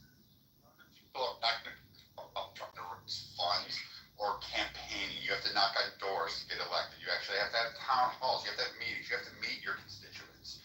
This motherfucker. We're breaking up. Is it just me? No, he's in the Matrix really bad. No, you just make it the Holy Spirit hates him. So, yeah, fuck your Holy Spirit. Hey, guys, So the whole idea, Mac, is that it's to represent their constituencies to fight for both federal dollars and appropriations and projects that exist within their area, as well as to represent the people on a national scale. However, you don't win on here. There's been many people who have ran campaigns on Clubhouse saying, I'm going to win, I don't know, Texas 5th fucking ward, and they fucking fail because guess what? They campaigned on fucking Clubhouse. You actually have to go to doors. You actually have to talk to people. You have to have town halls, and you have to actually have a platform. This idiot who spends his time with 20 phones in his underwear is not campaigning. He's not running for anything. And the only part that pissed me off about this troll is the fact that they were using a military service. If they'd have done anything else, I would have just played along with it and laughed my ass off. But because you're using a veteran, which will trigger a lot of other people who are service-related, service-connected, to donate, that part pissed me off. And Roger knows better than that because, again, I hold him and Edmund in the same category. This is bullshit. This is crap. Wait, John, did you serve in the military? Or did you go to the Citadel or not? Teaching John Kitover. Thank you, Rich. I'd be happy to reply to that question and completely refute what Brad is doing here. I graduated from the Citadel in 2005 as a second lieutenant in the United States Army National Guard Military Intelligence. That was my commissioning, and you can see, is it in my other profile? Yep, go to the other John profile on stage. That's John Kitover, aka me. And that is my commissioning ceremony. That's when they put the butter bars, those juicy, delicious gold butter bars on my epitaphs. And in the front of that Class A uniform, which is not a enlisted soldier's uniform, it's Class A. I think everybody has the same Class A's. And so, as you can see there, that is a military intelligence insignia on the front part of my left breast. Wait, so you're saying you were enlisted first and then you went through OCS? No. I did what's called the SMP, Simultaneous Membership Program. I did infantry school at Fort Benning in the summer of June to August of 2001. And then I was a PFC, then a specialist, then a sergeant in the South Carolina Army National Guard. And upon graduation from the Citadel, I was commissioned as a second lieutenant into the Illinois U.S. Army National Guard as a military intelligence officer. I worked on 18th Street here in Chicago, where we studied interrogations, linguistics, and then I went to officer basic school at Fort Huachuca, Arizona for U.S. Army Military Intelligence.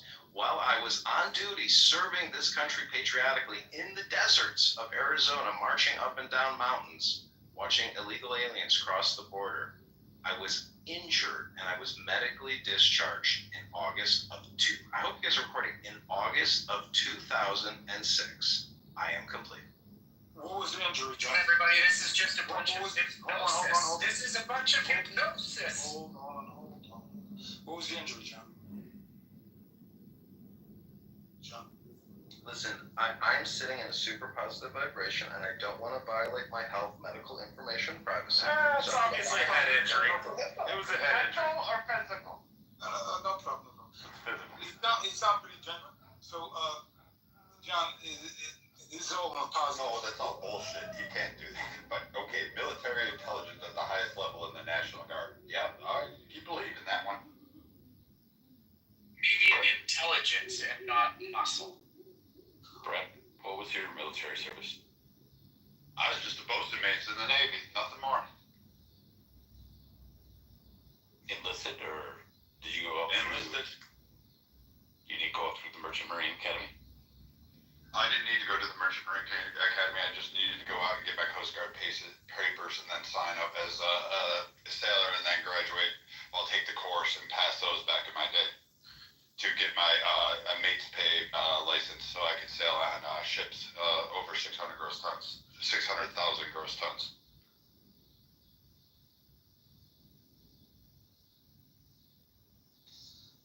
Yeah, so John, how do you, because Brad was explaining how a congressman traditionally, runs for Congress, right? How do you do it? Because you're constantly on. I'm doing it right now. It's 2025. We're on a social audio conference call known as Clubhouse. It's a chat app, and this is how people organize. Brad, let him finish. Hi, Mike. I just want you to know. Pay attention to the years, because the years keep changing every time he graduates or goes to a base. He keeps flip-flopping the years back and forth. So apparently, he keeps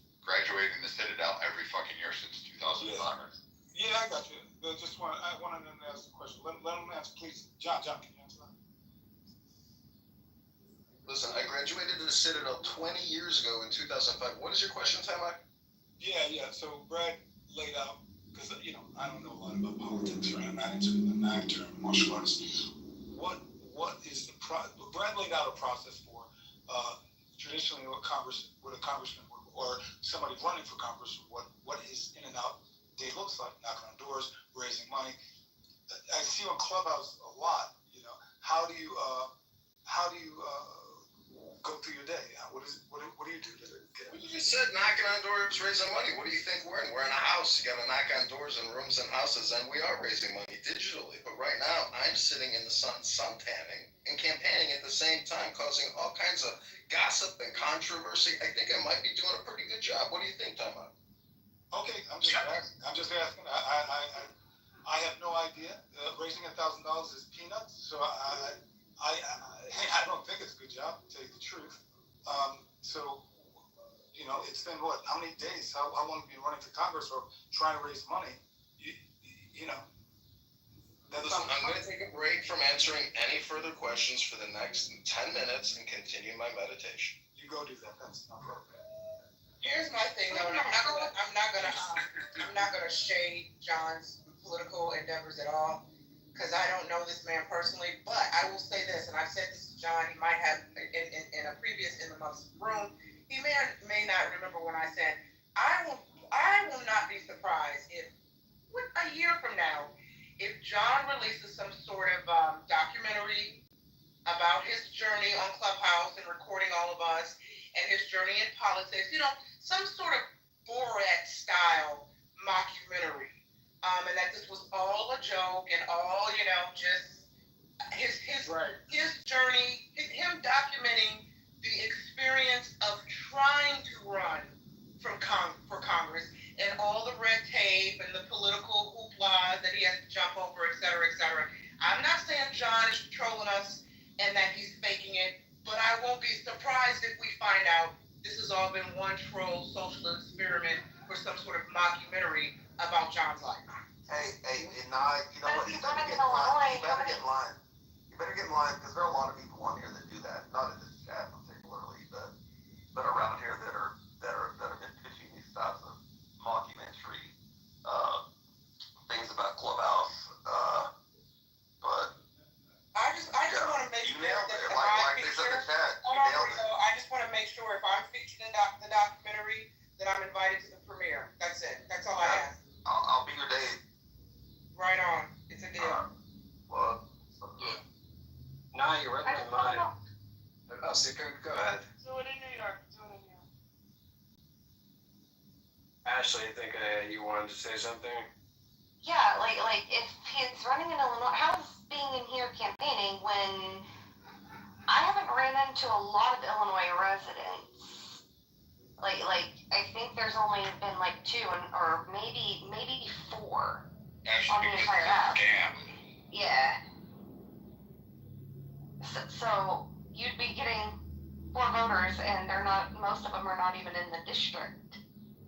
So I got a question for Brad, because I'm seeing multiple people putting in the chat that they've searched John online, finding legitimacy on random articles, even mentioning that he is in fact running. So aside from what he's saying and critiquing like maybe some mistakes, I'm not a military guy. I'm not even going to try to understand warranting if somebody is lying or not, but I guess, have you done search yourself, Brad? Because other people are finding searches that say otherwise to your view. He used the same photo 3 years ago, 2 years ago. He was running around the app pretending he was a veteran. A bunch of veterans caught on to his shtick and booted him out. And that was back when you could actually ban him. So dipshit had to go buy another phone in order to get back on Clubhouse. There was a whole rigmarole. So I'm sure you remember that. And this is Edmund, mind you. This is fucking retarded Edmund who takes too much lithium and does cocaine and does yoga in his underwear on Instagram thinking people want to see him. This moron went through and did and pretended this. He used the same photo of a veteran online, and he got it, and he got called out. And it wasn't called out by me. Back in the day, in season 1, there was a huge, massive group of veterans on this app.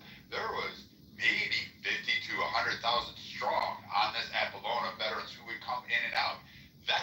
powerful they were. They'd hold rooms and kick people out. The guy who checks the seals, there's a whole bunch of, they would do checks on each other. They would verify. You had to actually get verified just to go in some of the rooms. Because if you didn't, you weren't there. This dipshit tried it. He tried to pull it off and pretend he was a SEAL. He said he was better than Chris Kyle. He was the one that he trained Chris Kyle with. Which, again, that's a whole different fucking thing. So he uses this guy's thing. Then he changed his whole stick. And now you have Roger and him doing a troll. I don't know for what purpose, but please don't give your money. And again, he can't do it. He said he served from 2002 to 2005 or whatever it is, or 2005 to 2008. He's not going to have butter bars for 4 years. He's not going to be military intelligence in the fucking National Guard. Like, I don't know what to tell you guys, but you can go ahead. And the fact that this scam is basically him copying somebody, and all he did was go on Ballotpedia and put his name in and register it. Which, I guess apparently, there have been complaints, because if you dive a little bit further, there's actually some complaints. And the fact that you're actually soliciting, John, funds, utilizing an image and a person that's not you, and you're sitting there saying, oh, this is all me, this is what I do. Okay, fine and good. Well, once you hit a certain mark, that becomes federal, and I think it's actually criminal now, because you take one penny, and I think Trump signed that into law in his first term, and I think Biden left that one. So I'm pretty sure that a whole lot of people will actually probably go out to Chicago and come looking for you and saying, hey, you're collecting money on behalf of veterans. It's kind of shitty. And again, I don't have any smoke. I know what John looks like. Wait, what documents or paperwork would he have to provide for you, Brad, to shut the fuck up? He'd have to provide the effect that you actually were able to get. No. We're just asking, like, what documents do you want to see? Because he's already offered to give up his discharge papers. I don't think he has them. I think he posted them online. He said, I will send my discharge papers to anybody on here. He's open about it. He has his fucking address, his phone number, and his full fucking legal given name on his fucking profile. Like, you don't think he'll send you his discharge papers? No, because you're just being fucking stupid. Initially, you said that he wasn't Initially, you said that he wasn't a veteran, and then you changed it and said, oh, now it's... Yeah, we're not going to do this, guys. Nye, do you want to take that? Yeah, I was just saying, we need one mic. Everybody. No, hang on. We got it. Okay, thanks. Great, we've got one mic here. Okay, cool. So you have to yell at me. No, I wasn't yelling. I was trying to talk, and you were talking over me. I was talking to Nye. Nye, would you like to take from me? No, I don't need to say anything. Go. Yeah, no, it's all good. So initially you said he's not a veteran, then you changed it to stolen valor. Hey, Rich, I think you're still a fucking moron. Again, you got called out for unemployment. You got called out for unemployment on that shit. And again, I don't take words from people as scam. You're one of them too. You're just up there with them. You got called out in a room, and people actually reported you to the Texas unemployment office because you were scamming that shit. Like, you were scamming welfare, you fucking region. Brad, do you notice, like, all the people say all the people you have grievances with, that there's a common Ashley's denominator. on this stage, right? Ashley, what did Rich get called out for? There's a common denominator, Brad. He was doxing Solomon and he doxed Mike. Hey, y'all know. I said that I could dox Solomon if I wanted to. Yeah. I never actually doxed anybody. If you Solomon conceded. That was the discussion though. I know. Solomon even conceded that I did not dox him because his full legal name was on his Twitter account. That's his Twitter fucking name. Is his full legal name. And he had it attached to his Clubhouse profile. And because I used his full name, they're like, he doxed him. And I'm like, his Twitter account is literally his full legal name. Like, that's his fucking Twitter name. You know, stupid ass. Until of them, like, using somebody else's PTR, like, they... Bro, actually, if my Twitter account had my full legal name, and I had it attached to my Clubhouse, and you said my fucking Twitter fucking bio name, that would not be doxing. You would just be literally reading what I put on there. Like, it would be no different than me putting my entire fucking name in my bio, and then being like, oh, that's doxing because somebody read it. so stupid. We're not talking about a legal definition. And that's what Solomon conceded. So the question put to Solomon was, did Rich dox you? And he went, well, technically no, because I explained, hey, his fucking Twitter has his full name. It's literally at fucking his name. But that was kind of the whole reasoning behind it. No, it wasn't. I'm not saying you did it. I'm not saying you did it, Rich. Rich, I'm not saying you did it. Good Lord, man. I'm saying that was the discussion. That's why they dropped you. That's why he gets booted out of rooms. Okay, can I just say really quickly, please? Can we just have one mic? Can y'all not talk over each other because it's difficult for folks in the audience to hear everyone's submission, and it sounds like a lot of noise on the stage. So please, just one mic. Also had other people on the stage trying to contribute, and they can't really get a word in edgewise because everybody wants to talk all over themselves. So let's go back to the house rule and not interrupt each other. Wait, quick question to Baby in the chat. Is Nye McGee the new Jasmine? Baby, who is Jasmine? I'm curious. Who's Jasmine? You don't want to know, Nye. Time Mac, I don't care if you donate to Dr. Jasmine. Right, it's time on. Time Mac, I'm sorry, dude. I don't care if you donate. Donate away. I'm just letting you know. No, I'm not donating. This is a troll, and like idiots like Rich. If idiots like Rich are supporting it, you should fucking run. I never donated a penny to the man. I don't even think he's really running for Congress. I think it's a troll. But I'm not gonna say he wasn't a fucking veteran. Like, if you want to say stolen valor, that's fine.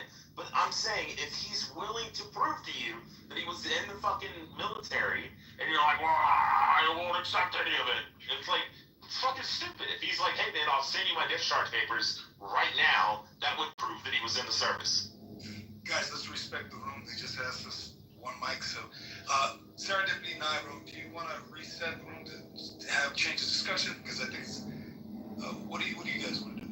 I just want to say right now, I'm so curious. Baby said, am I the new Jasmine? I asked if it was Jasmine. Somebody in chat said, she's a bitch. And I'm thinking, oh, that's curious. So he heard my voice and thought of a bitch on the app. Great. Resetting the room. No. That's not what I meant. Okay, it doesn't really matter. Okay, everybody, PTR. I just took a photo of my military identification card from when I was a second lieutenant, everybody. PTR. So guys, this is sliding into the month. That's thank not you, his tech Matt. card. You got that offline. Hold on, guys. Let me just reset real quick. This is an after party to the education discussion we had earlier with Anson. Thank you for your service, John. Although It says John Zachary on the fucking ID, you idiot. I'm just amazed Holy that I fucking can't shit. It says John Zachary Kitover. Nice talking, guys. Hey, John. No, I'm gonna let everyone have it. Go ahead, Brad. Again, Brad was wrong. Sorry, You don't want a John. narcissist starts doing crazy making shit. It's not him. It's not fucking him. Okay, everybody, PTR. I just posted my Service Connect disabled card from the U.S. Department of Veteran Affairs, where it says VA Healthcare Enrollee Service Connected. There you go, Brad. I hope you're having a great day. Yeah, he's kind of. What do you got for that, Brad? Fucking dunking on you, Brad. Step up, Brad. Yeah, I just also Feel confirmed free to issue an apology I bet anytime you you feel want, like and a I piece won't of shit, Brad. It's that easy. I I'll forgive you right now. I also just confirmed. Look at my PTR. That's it. PTR. Refresh the page, Brad, and issue your apology now. One mic. Who's that talking? One mic on the congressman, please. Let Congressman speak. One mic. Go ahead, and then we'll go to the next. Yo, John, we don't see the card, the second one. It's on his other We saw it. On his other profile? It looks very legit. He's got like 3 or 4 profiles on the stage, so pull a refresh and you'll see it. So I have a genuine question for John. Oh, I see now. Again, I'm gonna you say military provide I'm not going to answer any more questions. I'm taking a break as I bask in the glory of this one-up over Brad. Look at the PTRs closely, everybody. Screenshot them if you must. But I assure you, I am a veteran, and Brad has spent the whole day libeling and slandering me. I am complete. I'm going back to meditate. John, my question is not What does your analysis say, Brad? because I know him off the app, you fucking idiot. Enough of the name calling, guys. Come on, let's. I know. Oh, Rich, well, wait, Rich, you know John off the app, so he's legit. Yeah, I literally fucking text message and talk on the phone all the fucking time. I would just like to point out, though, that Rich That's just right. said 5 minutes ago, I don't know if he's really running for Congress, but I do know him.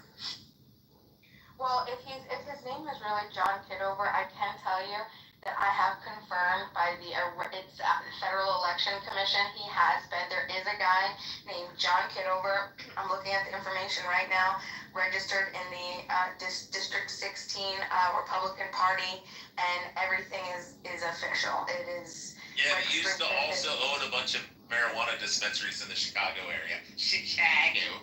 And this is directfec.gov website, y'all. This is. Hey, look, Beto O'Rourke can be active in Texas. I mean, everything's possible. Can we hear a formal Actually, apology? that earlier BMI. Yeah, let's hear a formal apology from Brad. Go ahead, Brad. Rich, I think you should go back to and no, not giving. Oh, you're the Matrix again.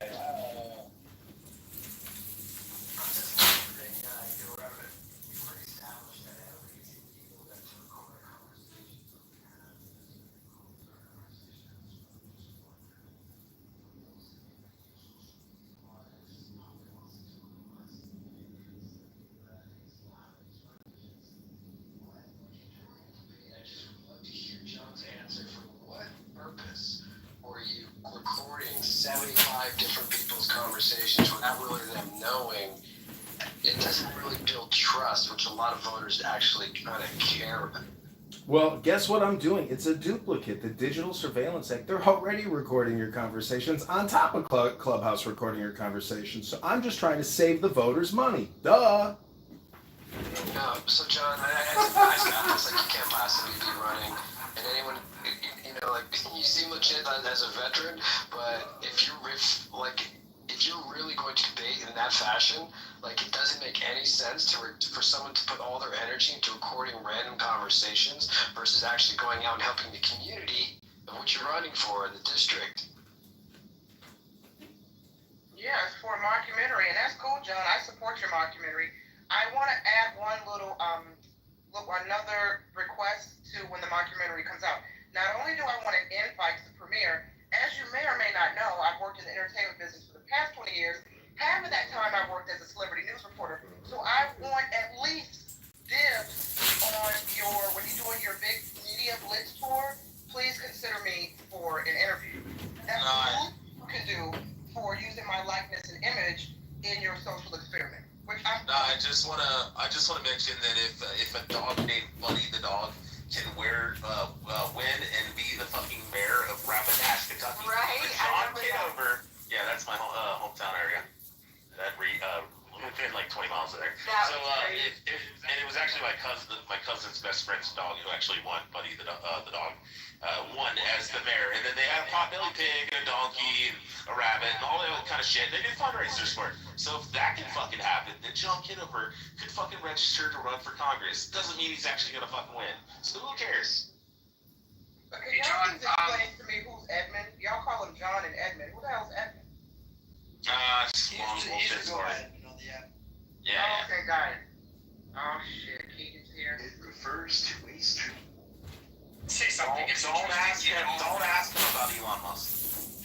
Say something. It's interesting.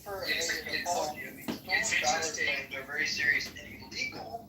So I wish we could get to the bottom of it. It's very interesting. Yeah, we're all. Wait, I'm gonna give it to Rich and Keegan. You guys, didn't Keegan try to hold the room saying I wanted to rape his 2-year-old daughter? Okay, let's ran from that. Yeah, like Rich and Keegan are the models that I'm going to.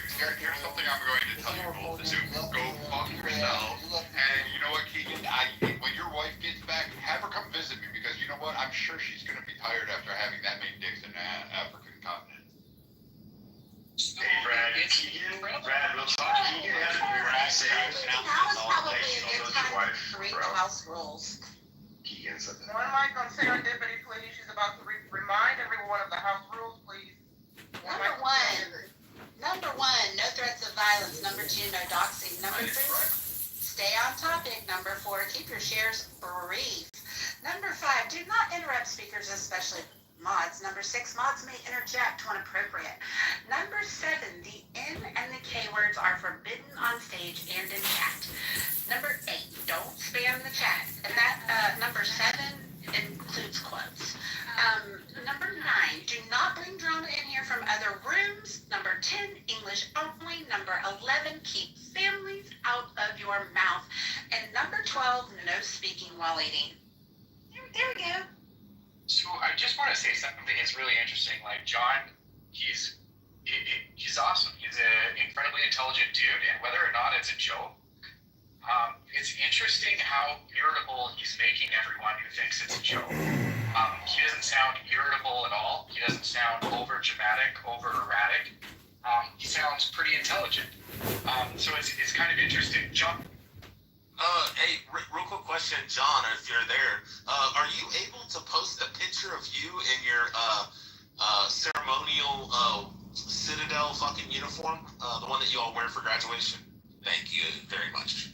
So, Hey, John, can you please tell us what the meaning of psycholinguistics is? So, dude, your idea of intelligent is when I asked him why he's recording all these rooms, you know, hypothetically, that if he was asked that in a debate, his response was, well, I'm saving, you know, people money and time, taxpayers' money. That gives intelligence to you?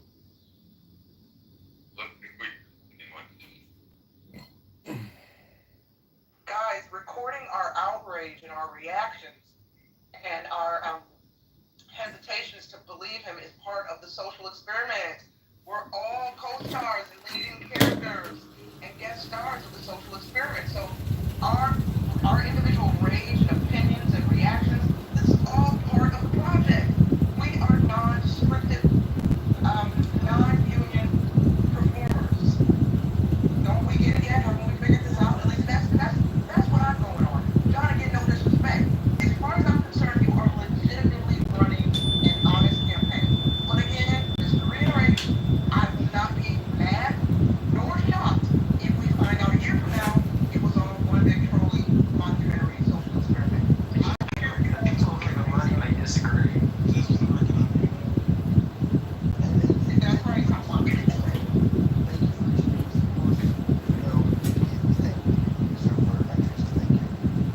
Sorry, Ty Mike, that was my bad. What did you say?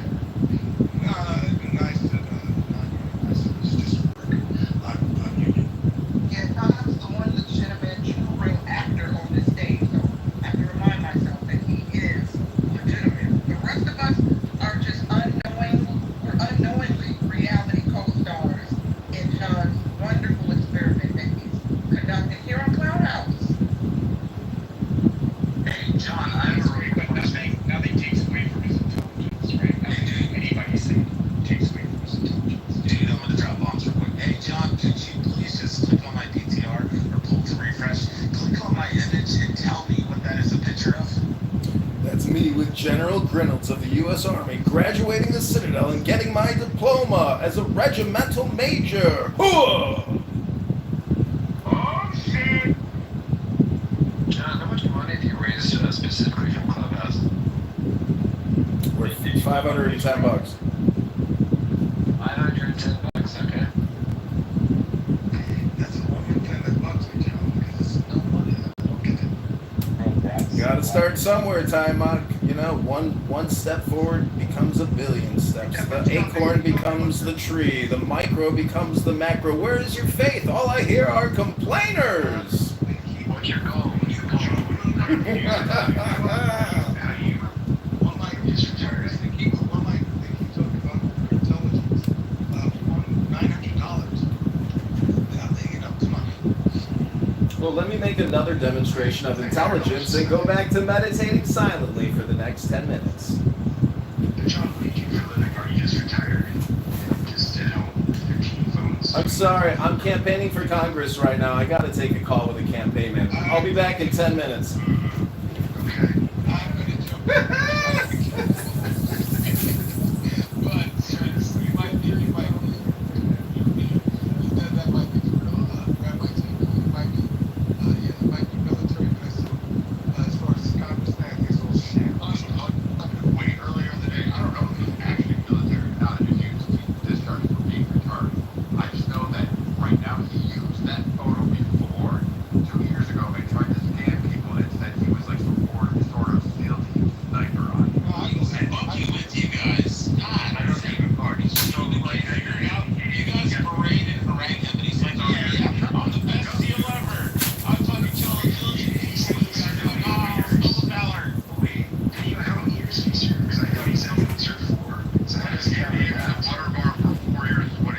That's not what I said. And his things of graduation keep changing. He was an enlisted man for 20 years, and then he all of a sudden became an officer before. So again, his story keeps evolving. And someone's valor is actually claiming to be more than what you are. So that, and then you solicit funds. So if you say you're a SEAL, and you're not really a SEAL, that's SEAL, holy valor, rich. I go, some pussy like you, who's never heard Chris Kyle, like dead, off the welfare system, thinking somehow you get it. I get EBT warrior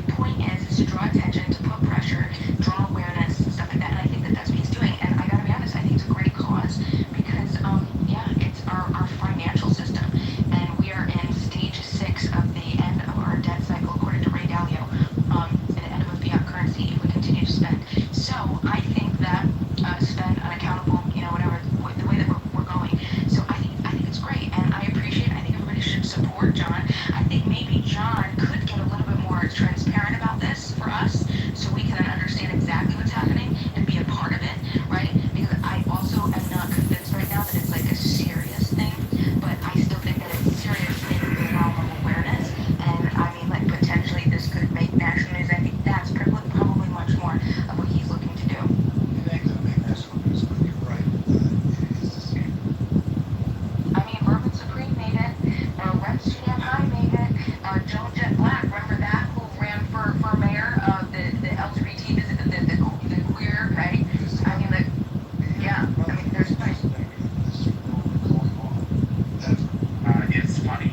It's funny, and John is funny. And when he easily irritates people, it's funny. Because it's not him who's getting all wound up, it's everyone else. And it really doesn't matter if he's running or not. Because it's not him getting wound up, it's everyone else. And it's absolutely, well, it's absolutely I agree, Rob. Couldn't agree more. The joke's on him. That's the gag. It might be. That'd be true.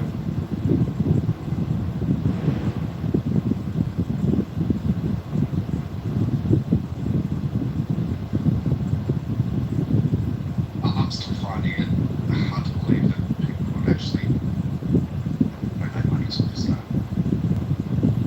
that. Again, it's not the point. It is fun. And yes, if anyone's donating him money, they're either way too rich and don't know how to spend their money. I'm making a point. I'm saying that I find it hard to believe and understand that people would actually donate money to this guy. There's a guy on YouTube who wears a fucking toilet bowl seat around his fucking neck, covered in fucking chocolate sauce, and sits there and goes, little piggy, little piggy, little piggy, little piggy, and people fucking donate him money. And you think that's wild? Like, people donate money to all kinds of fucking weird, stupid shit. Rich, did you give money to that guy? No, I didn't give any money to John. I wouldn't give any money to John. No, I'm not, because you will never know if John is trolling or if he's being genuine. He's true. He might be. If I genuinely believe that John was trying to run for Congress, then I probably don't think that makes money. I'm sure raising money under a false narrative that's crazy. I'm sure Rowan gives money to NAMBLA.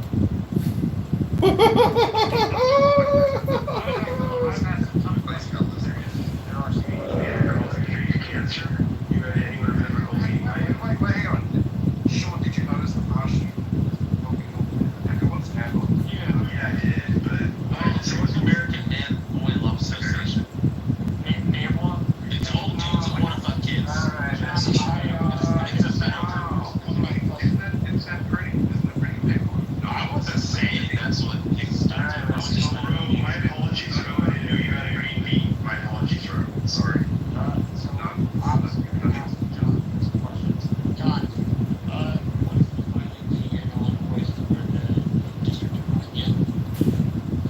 $0. So you just need signatures. If literally done it any campaign private meetings. Correct. It's about 600 signatures. 600 signatures. Okay. And when people donate to you, is that money going into your private bank account? Or No, of course not. It's going into the campaign account under an EIN, and I've got a bank letter, and it's all set up with Antidote if you want to donate right now. But I'm finished answering questions for now. I want to bask in my military glory and victory of making Brad eat his Irish potato stuffings and shepherd's pie. You hear that, Brad? I hope you have a nice shepherd's pie tonight, Brad. Look at the PTR. Service connected, disabled veteran. Look at the second lieutenant ID card, Brad. I hope you eat your shepherd's pie, Brad.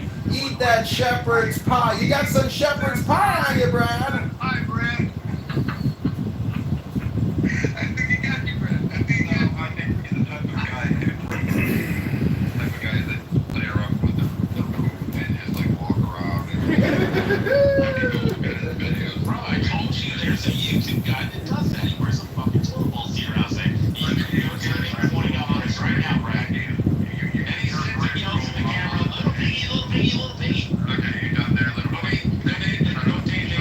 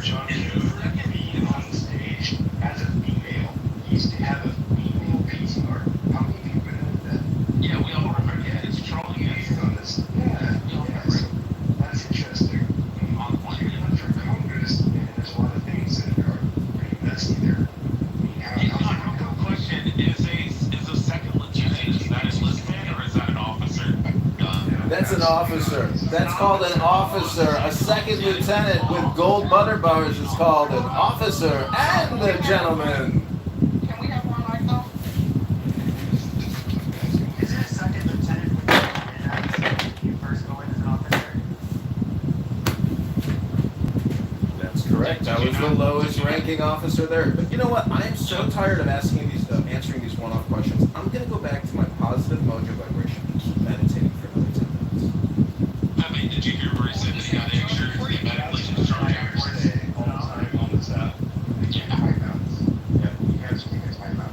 John, before you do, because of your experience with linguistics and interrogation, can you explain to us what the word psycholinguistics means?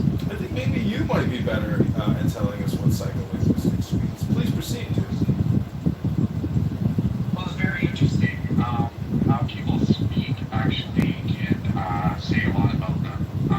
And this is really, really interesting. So, based off of a person's lexicon and semantic comprehension and how they speak with the tone, cadence, rhythm, it shows a lot about their personality and a lot about how they Cadence, it's voice. Hey, let's just have one mic. I mean, like, so that shows a lot about you.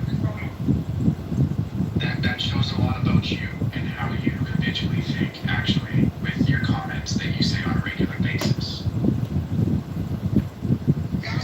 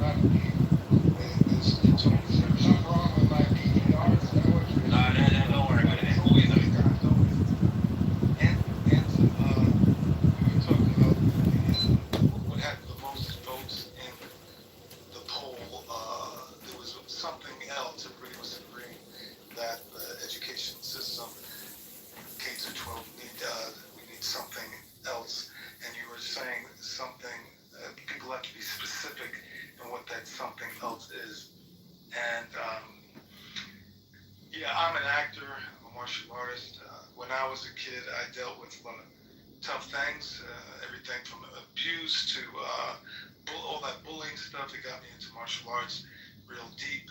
And I think sports and things like this, art and things like that, are really valuable for young people. But what I was alluding to, that I'm going to have in October, 2-day retreat with cops and principals, is Dr. Joe Dispenza's work that talks about the science of behavior, the science of the mind, and it will be a different approach fundamentally on how we're approaching kids, the way they think, and how to educate them about the mind. I don't know if that's been in the education system, the subconscious mind, the conscious mind, these kind of things. Do you know? I think it's been in the education system as long as we've had an education system whose goal is to improve the way people think. Right, but I mean, when I was in school, I never had a class that focused on that at all. I don't even remember it coming up when I was a kid. My retort to that is, once you learn how to read, write, and do arithmetic, then you might be able to have reasonable discussions along those lines. But my point is that we continue to fail to teach kids how to read, write, and do arithmetic, so it's hopeless to be able to engage in higher level subjects. And why is it that they're not having that happen? What's in the way? Why is it lost focus? I don't mean to dominate this room in any way, nor please, but I'm going to go back. I'm going to go back to my fundamental point, Tamik, that rigor and accountability. The reason we don't teach kids how to read, write, and do arithmetic to a level of competency is because we lack rigor and accountability in doing it. And if somebody calls that racist, then I tend to strongly disagree. Oh, I don't think that's who makes those decisions. Who makes the decisions as to what is competent in terms of reading? No, not what's competent. To make sure that that's the standards around that is high. Who keeps that standard? Reading, math, these kind of things. Well, that's a tricky question. If the government is running the schools, which other than private schools they do, they're the ones providing the funding. So what you're really asking is who sets the standards? And my answer, I guess, is governmental authority through school boards, elected officials, superintendents, principals, and teachers. But we've got to have good, strong standards, and I think we sadly lack it in those good, strong standards. And ultimately, if it's a public government-funded school system, then the government has to have the courage to both set good standards, high standards, and hold people accountable to achieving those standards. Okay, thanks for answering my question. How about martial arts or some? Because I would have liked to have martial arts when I had it outside of school, but that would have been something I would have liked in the school as well. What do you think? Not obviously not for violence, but self-defense and discipline and camaraderie of working together, these kind of things. What do you think about having it in the school system?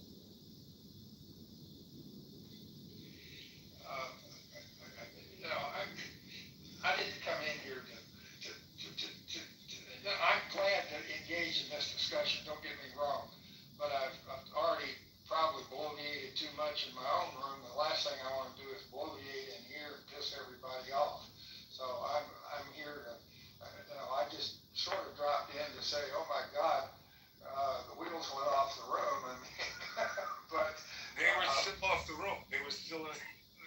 came into this room. Yeah, okay, all right, well, I'll engage in a conversation, but I don't think, my companion is already pissed off at me because I'm spending too much time on Clubhouse. This was a room full of violence. Making death threats, and he's doing libel and slander. Please go to John Kitover Instagram. I put the link in the chat. The campaign lawyer is preparing to file libel and slander charges against you, Brad. I'm sorry, but it's all on the Instagram. Why don't you eat a bag of dicks, and why don't you clean the piss stains off of your underwear?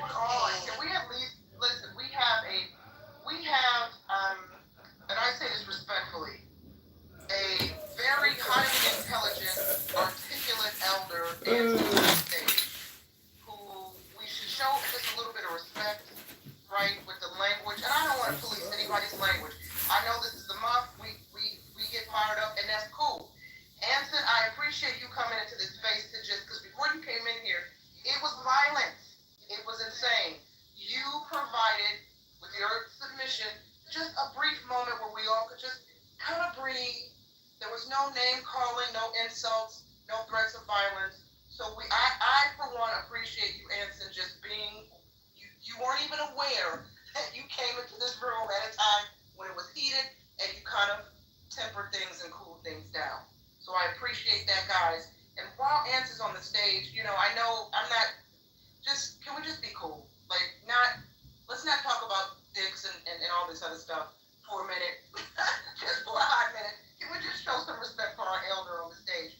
Maybe I'm old school and old fashioned, and y'all can curse me out if you want to, because I'm putting out I assure you, Nye, and the rest of the room, if you look at my profile, I can get down and dirty and have done that for many. I can cuss like a sailor and multiply it times 10. So been there, done that. I know how to handle myself in those kinds of situations. And go ahead, let her rip. I'm gonna bow out and make peace in my own home because I'm spending too much time on Clubhouse now.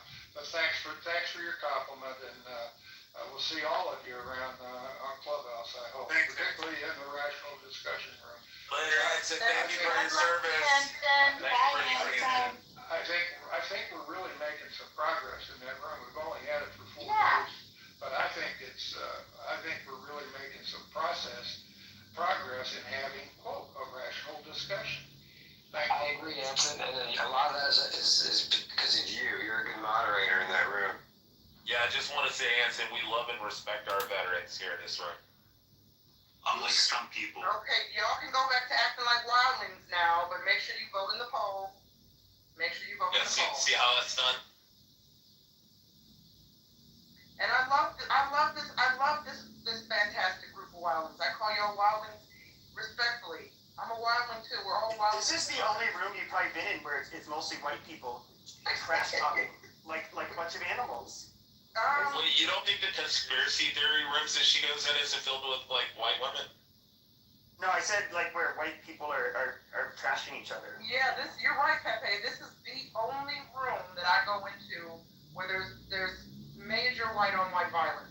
It's one of the only this is I think the white people on this app largely are in kind of will frequent the same rooms as each other, and a lot of people here obviously they know each other, and there's drama and people are drawn to that, and they trash talk.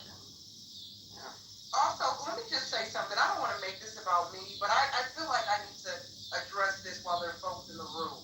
Okay, speaking of white-on-white violence, and I'm not trying to bring up old memories, and I know one of the rules of the house is you don't bring up drama from another house. And I'm just going to touch on this momentarily while our fearless leader is away, Mojo. Ladies and gentlemen, yesterday I learned a lesson. Stay out of white folks' drama. Stay out of this white-on-white violence. I called myself, because I got a lot of shit in the back end. I got a lot of shit yesterday when Keegan asked me to co-mod his space, and because he thought I would be a neutral mediator, moderator. And I thought, sure, I have no dog in this fight between Brad and Keegan. Little did I know, I could not have expected the aftermath would have been the way it turned out. So, and folks thought that it was my house, that I opened up that house. I did not. It's not my house.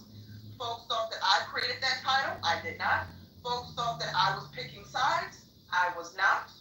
And I had received numerous back channels and phone calls about your account's going to get clipped. You're going to do this. You need to not. Why are you in it? And I didn't think about it in the moment because I thought I'm just going to be a neutral moderator. So for anybody in the room now who was in that room yesterday and you were probably wondering the same thing, hear it from my mouth now. Hindsight is always 20/20. I will never get involved in this shit again because I didn't think I was going to catch the heat that I caught in the aftermath. I thought I was just being, cooler than the other side of a pillow by helping mod that space. So, you didn't do anything. The chat room's flaring right now. But I would say that you didn't do anything wrong. First of all, one of the things that, and I saw it happening even in the chat of the room we were in, people were trying to redirect people to other rooms, and that is very common for them, for them to say like, oh, I wouldn't be moderating there, just to basically get you out of the space and into their room. Because you didn't say anything. I would say you weren't familiar with some of the people that came in. Like Cray did come in, and I was just like, oh shit, she doesn't know him. He will drag people. He had a room earlier, like 300 people in it, dragging somebody. Hold on. I don't know who Lynn is, but you're locked. Goodbye, remove. Wait, was it like Wesley and Prashant in the room or something, or what was going on? No. It was basically just Keegan and whatever stupid drama with. I was remaining impartial. I didn't even speak.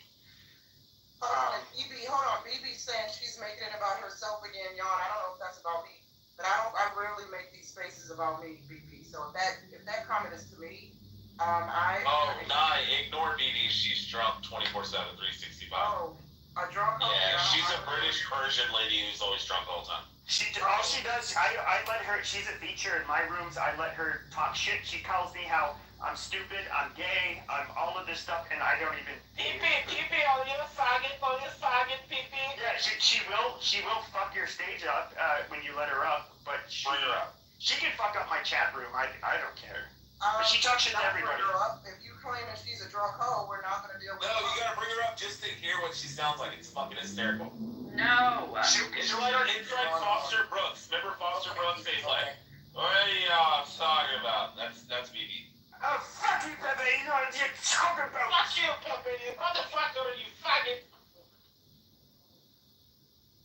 BB, despite how she sounds, I saw a picture of her. She's actually pretty, which I was not expecting. I was expecting her to look like Sarah's the same way. Sarah's an attractive girl. She's just fucking crazy.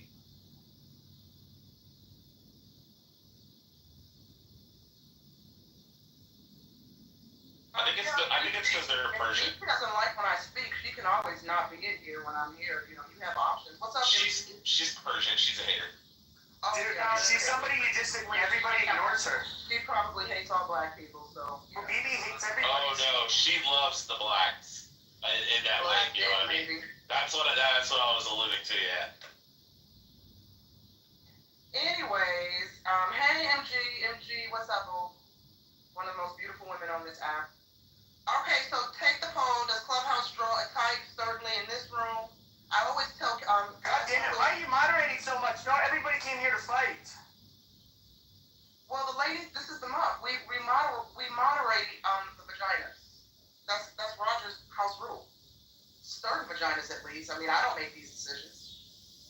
If I was moderating the vaginas, I would have a little bit more diversity. No disrespect to my beautiful white women on the stage. Yeah, she's lesson out on stage. Okay. But I would have some more melanin. I'll take the second. I'll take the splash the splash zone flowers. No, I don't take BB seriously. She's literally like yeah. She will get stuck on one person and then just go off in the chat for hours and hours and hours. I've been on that as well. It's her charm. She does it to me like every. Yeah. That's what's kind of about she's a nobody and a nothing, so just ignore her. A nothing, like the never-ending story, but nothing. Yep, that's exactly the reference. So I'm the master.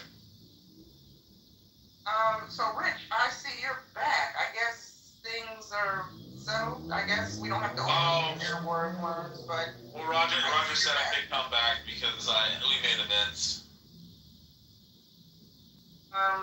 Yeah, I'm gonna have to reach out to you on the back end. Yeah, so that'll be a little later. Yeah, I gotta tell you something. I'm married, guys. Sorry. Now you ran into that one. It's kidding. Yeah, no, not like that, sir, but, yeah. I mean, John's the one with the LGBT flag, not me. You might be getting us confused. Right. I have no knowledge of them working anything out on the back end, but I do know that Roger unblocked him and that he was here 2 days ago. Yeah, he was here yesterday. Yeah, Roger's seen that I migrated over to, Chillism. There were 60 people in there today, and they're having phenomenal conversations, so I think that might have, resolved a lot of it. And you don't bring. I was on stage here yesterday, and I've been on stage in Chillism for the past, 4 days now. What are you talking about, Brad? See, again, lies. It's like you said, John has stolen valor. He's a second lieutenant. He's got a second lieutenant. He's got his Citadel fucking graduation fucking garb. And you're like, no, stolen valor. I mean, again, scamming welfare. No, it's not scamming. It's called taking advantage of the system. Using the system to your advantage. Donald Trump said the same thing about taxes. When Hillary said, you didn't even pay taxes. He said, exactly. I'm using the system the way it's structured. Don't like you, Rich, because you're slimy. Oh, shit, bro. You fidge and fudge on fucking welfare checks and lie about unemployment. I've never received a welfare check in my entire life. I've never had welfare in my entire life. Rich is married to an LBFM, so I mean, I don't know what he's doing on the stage. Dare I ask what an LBFM is? It's what they call in the military. They call them. So they used to have a base, and my dad would fly over. He never fucked any Filipino women. It's like about Civic Bay. So they would call. They called the women their little brown fucking machines. That was an acronym in the military. Yeah, they are. Damn it! I hate that I asked, but now we learn something new every day. Little brown fucking machines. Oh, they're the horniest women on earth. That's probably true. Yeah. That's why they all have 12 to 16 kids. And she's like, what? I wish I could have been this slut like that. Why not?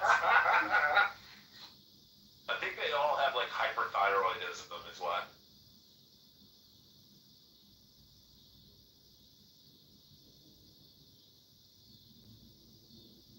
BB, he's married to his mate. You're married to. I don't think you are married. You're just an alcoholic. Oh, I would agree with what BB said. She is my maid, my housekeeper, my cook, my sex slave. She's all these things. She's a nanny. She's everything. It's amazing. Yeah, don't try to insult me with a good time, BB. BB, how many goats does your family need to marry you? How many men in your family have fucking goats, BB? BB, I don't know how often you've been in this space, but I don't know. If you go hard on the chat, we got some shooters on the stage. They're gonna come. She knows us. She knows us. Oh yeah, we all know this each is other. years. She's this shit talking goes all day. With her, she's not a sensitive little girl. Pepe used to be part of the Chillism group way back when. Oh, we ran Brad away? Oh no. Hey, at least Scarlett's happy now. It's because you guys are really unpleasant. I'd smack the shit out of you guys in person.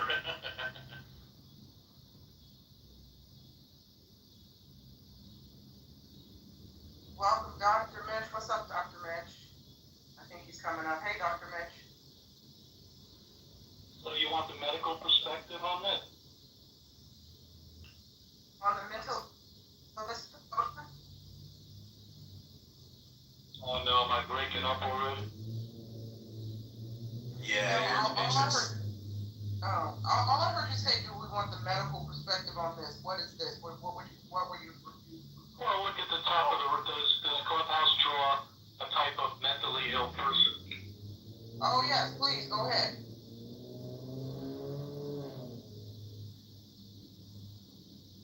God, I don't even know where to start on this. Okay, the first thing I'll say is it's not good to make generalities, right? Because that's a very wide net. So it's kind of hard to answer the question. But somebody who is truly mentally ill probably doesn't even know it, so they're not going to tell you anyway. Certainly a narcissist or a psychopath is not going to say, yeah, I'm a lunatic.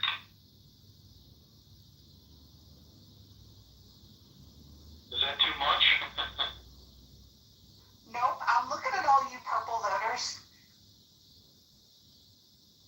Well, I mean, a narcissist and a sociopath aren't probably going to even realize they are one. Fair. Never, Pepe. That's the point. Yeah. No. That's actually how you know you're not a psychopath, because you think you are one. See, go Team Green. We're all the mental healthy ones. I don't know. My friend Serenity Serendipity. She actually is the only rational person on Clubhouse. Thank you, Dr. Mitch.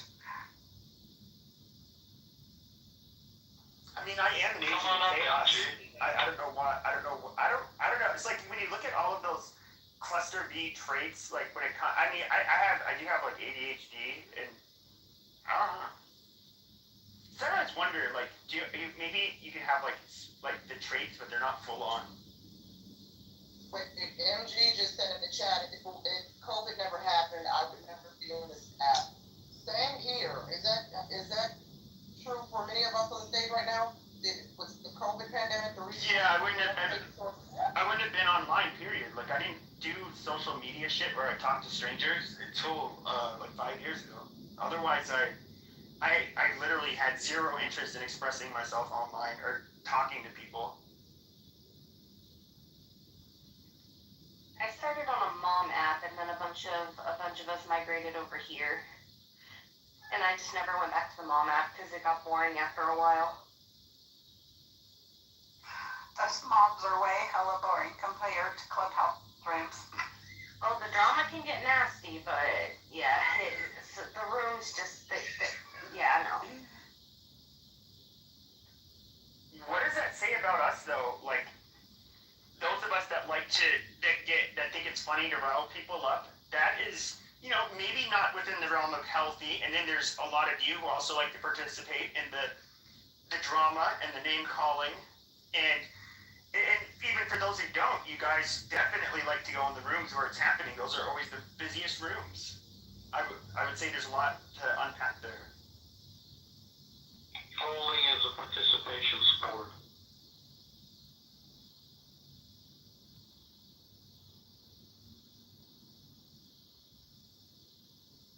I like this room, right? Don't you, Serendipity? I like this room, and Roger has been he's just been really kind lately, It's like the new and improved. He's just been kind of kind and patient. I remember when I totally agree. Right? I remember when he used to like, I don't know, just knock people off their perches for a while. Hey, Dr. Mitch, I got a question. What does it mean if when you pee, it burns? What would you think that probably indicates? Oh, shit.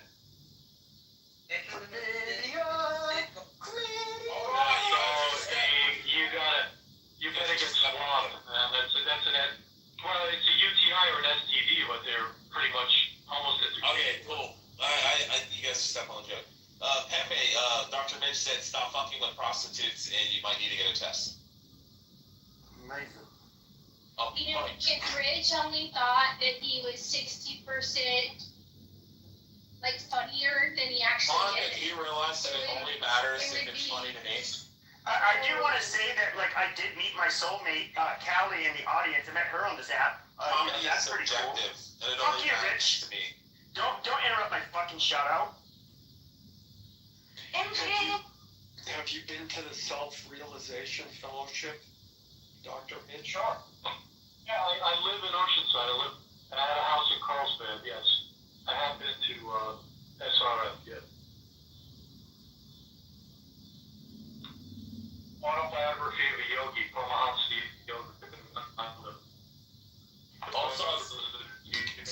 Matrix stamp. Oh, You're in the Matrix, Dr. Mitch. Scarlett, I'll address you as your legal name on here, that you want to be presented as. I can guarantee if we go watch John Kitover's replays, he was laughing when I said the joke. I don't care. It's only funny if it's funny to me. I agree with that.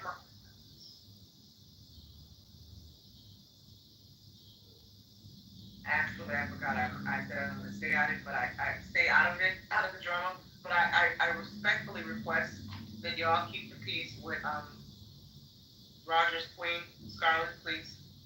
I will. I'll be nice. But Nye, you understand. You do understand, right? That it's not me. That this gentleman, and I use the term hyperbolically, has little to recommend him. And I think he's filled with so much self-hate that the little that does recommend him kind of ruins most of the time. Hey, Nye, I have a question for clarification. From the conversation that you and I had the other day, do you think that I'm racist? Oh boy. Okay. Shut your mouth. Shut up. Rich. Okay. Here's the deal. I don't know you personally. I don't know how you get down in your personal. From what you gathered from our conversation the other room. From what I gathered from our conversation, some of y'all are gonna hate me for saying this. I don't think you're racist. But I also don't. I'm an asshole, right? Racist either. Oh, I don't either. I think was not you're very messy. I think you're very messy. I think you know how to manipulate. You're a master manipulator, and I'm not. There's no judgment. I think you know how to stir the shit in rooms that you go in. I know you are masterful at centering yourself, right? And based on that conversation that you and I had, and we're not gonna go into it, but you said something to me that, that's why basically you said something that has bothered me, and yeah, we'll just leave it at that. And so to answer your question, I don't think you're racist. I understood your point of view. It does not necessarily mean I agree with it, but I understood your point of view. But I also say this though, Rich, when you were called out on that stage that day, you initially lied and said, if memory serves me correctly, you initially lied and said you didn't use the N-word, et cetera, and then later on admitted that you did. So you have to stand on business, sir. If you're going to use this kind of language across the app and get called out on it, and when you gotta stand on business, don't lie about it. Oh no, I used the word. I used the two words that are not allowed on this stage. Because we kept beating around the bush, the word, and then at the very end, I said the two words that are now, one of the words is now added after I said it, which I had been recommending for that word to be also added to the rules and regulations. And I said those two words, and then I said to Roger, I said, because he paused for a few seconds, and I said, is your fat finger trying to find the button? And he said, yep. And then next thing I was gone. So I did concede I said it. People have been reaching. Wait, hold on. Let me just say this really quick. I just want to make something clear. People have been reaching out to me for a hot minute now about me being in JB's space, me being in Mojo's space as the black girl, me being, talking to Monica, the N-word, when white folks use the N-word. Y'all, let me just say this. I've been on this app for I don't know how many years, okay? And I'm not going to say I'm desensitized to the word, but I can't get triggered every time white folks use the N-word and then get on spaces with black people and smile and kiki and titi in their face. I said in JV's room previously, I'll repeat it here. I'm a Capricorn and I'm Generation X. And if y'all don't know what that means I don't give a fuck about what you be talking about. You dig? So no, I'm not going to be triggered about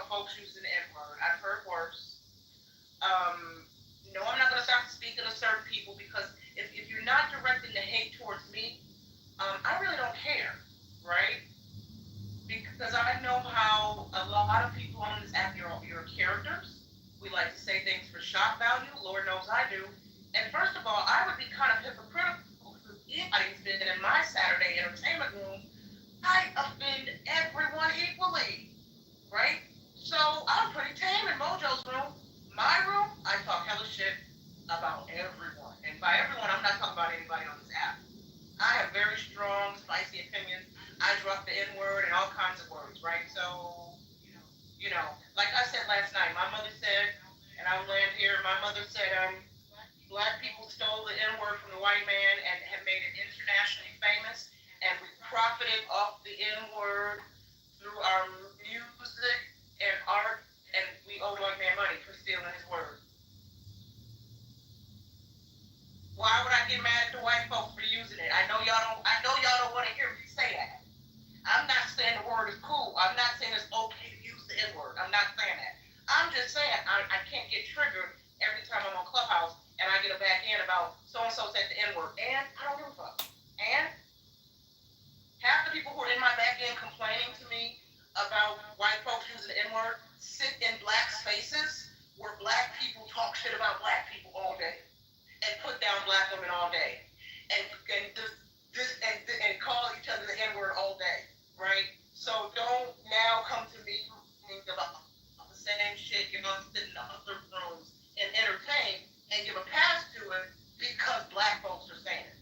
If you're gonna be outraged about it, keep it consistent across all rooms. And I'll say that. I knew I liked you, Nye, because I'm a Capricorn too.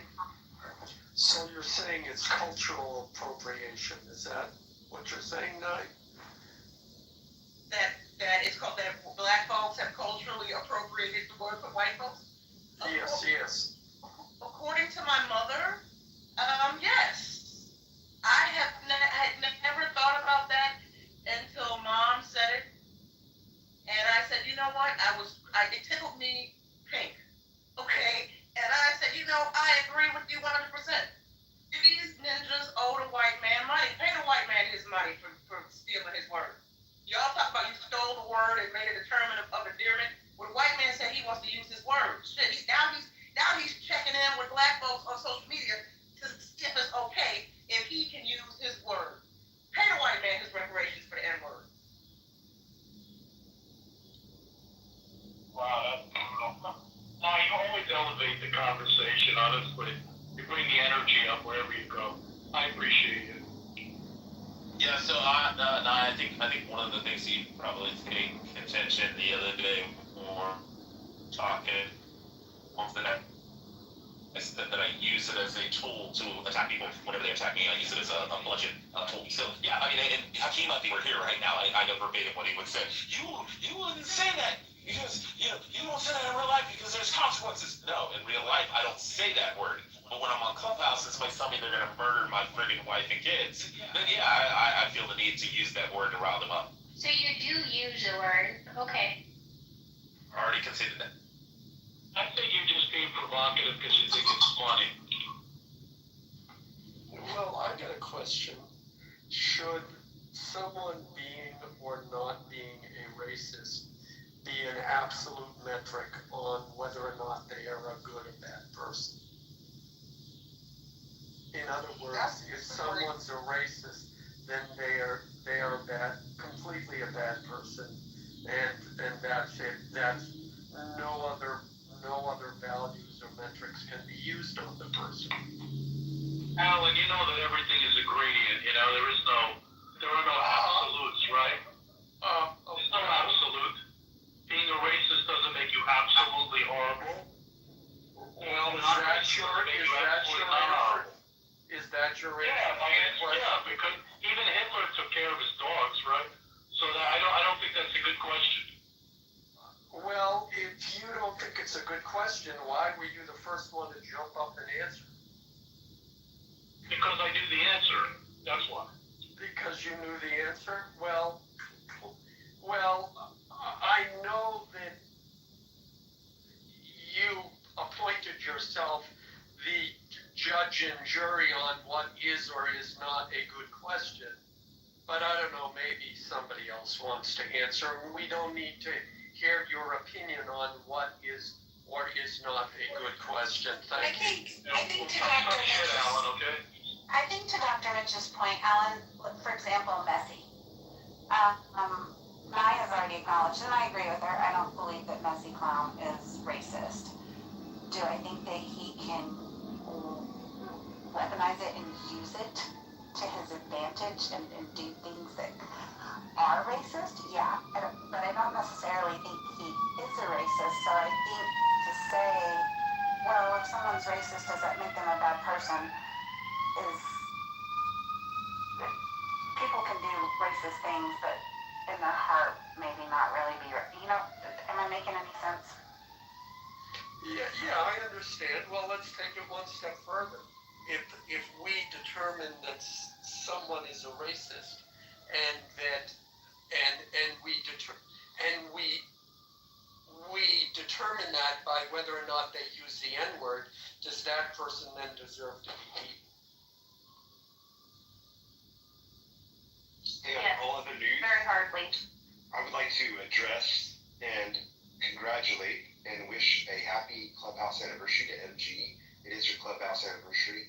No one said shit. I wanted to address MG and say, happy clubhouse anniversary, girl. Appreciate you. You a liar. I told her happy clubhouse anniversary in chat. She sure Hell did. yeah. Yeah, the acknowledgements, what's up? Yeah. Dawn, Yeah, appreciate her left pinky toe needs cleaning too. You've got the right one. Wash thoroughly. Thank you. Alan, just to answer your question really quick, look, I don't want to be around racists. I think it's just weird. I don't, this is not my reality. But again, I'm Ethiopian, I'm married to a white man, I have biracial children, my friends, I have a lot of Jewish friends. I don't know. I have a lot of white girlfriends, black, homegirls. So I get that I'm the anomaly. But this is not my reality. I think it's weird. So. Can I? Yeah, but I didn't ask if you wanted to be On around. the app.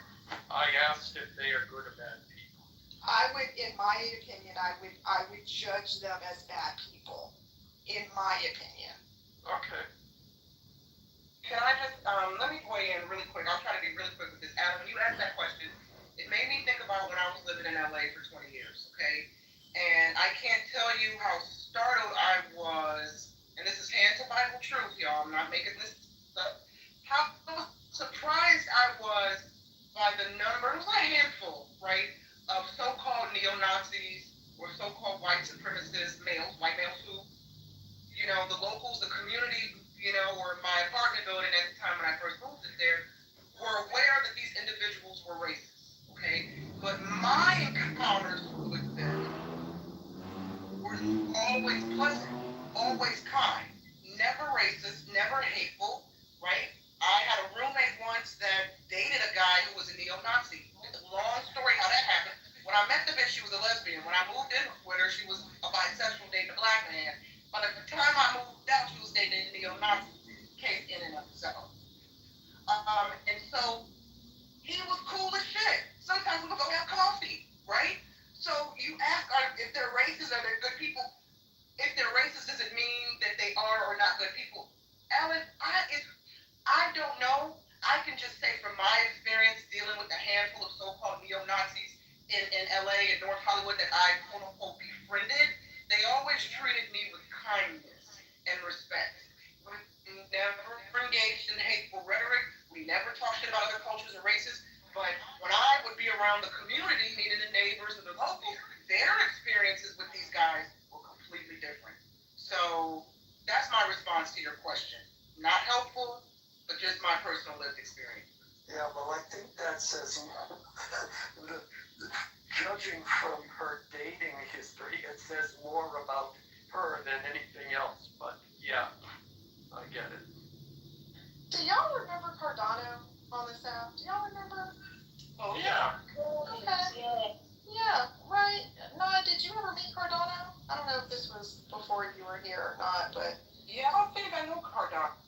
Okay. Well, everyone knows how racist he is, and he's a huge anti-Semite, right?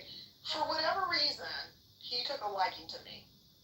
He really liked me. He followed me. I would never follow him back because I think you're weird. I think you're dangerous. I think this, the stuff that you say in these rooms is it's disgusting. So, could we really ever trust these people? I can't trust you if you're racist. If you're only saying the N-word, talking shit about Jews, we can't be friends. That's just my red line. And I'm not gonna let that pass. We can't fuck with each other. Because I just don't think you're a good person. Yeah, well, Cardano was interesting.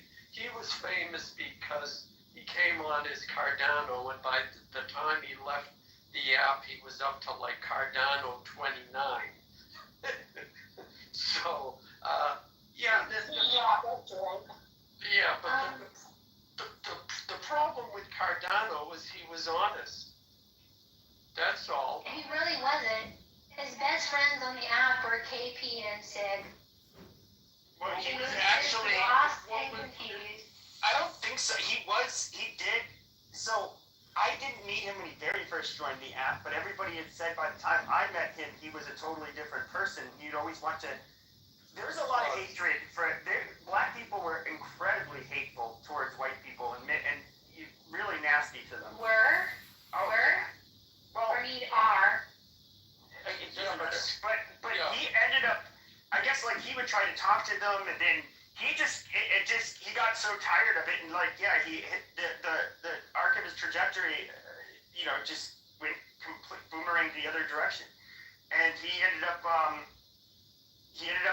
did join Blood Tribe. He did move to Maine to like be with them, and for those who don't know what Blood Tribe is, that is a neo-Nazi organization. So I don't think he was I think his heart was largely kind of in it, but I don't think he's a naturally hateful person. And so, I remember telling everybody, like, dude, he's not going to last. He's going to change. And people are like, oh, no, you don't know what the fuck you're talking about. It's like, dude, I've been talking to these people for years. Like, he's not somebody who I think had the personality profile of somebody who would stick in one of these groups. Yeah. I used to think that too. Sorry, Alan, I'll just say this and I'll hand the mic back to you. I used to think that too, Pepe, and I was in a room one day because I was like, why does he like me so much? Like, I'm obviously black. But whatever, like, so we were in a room, Zadie comes in, and for those of you that don't know who Zadie is, Zadie's Jewish. Zadie comes on stage and he flips the fuck out. Says the most horrible anti-Semitic shit I've ever heard in my life, to the point where I was literally scared. And I remember like texting Abby, like, oh my god, like, will you just do something about Cardano? Because he was just losing it in real time on stage. He had a meltdown talking about Jews, and that moment was a defining moment for me. I was like, see, if they don't like Wait, are we talking about JBMG? No. No. If they don't like black people, they don't like Jews, and I cannot be your friend. Look at this shit. And he just went off on Zadie. Yeah, well, okay, two people have spoken. First, MG, let nothing I say mean that you shouldn't have stopped talking to him and you shouldn't be scared of him. However, in that story, you're discounting the personality of Zadie. So, Zadie was hardcore pro-Jewish, absolutely. And Zadie had a personality too. But, so that's the other side of that story. But Scarlett, I know you were there when this app began to change. And I know you were there and you saw how the rules went down and changed in these apps. I'm not excusing his behavior. Clearly, he wasn't emotionally capable of handling that change. But at the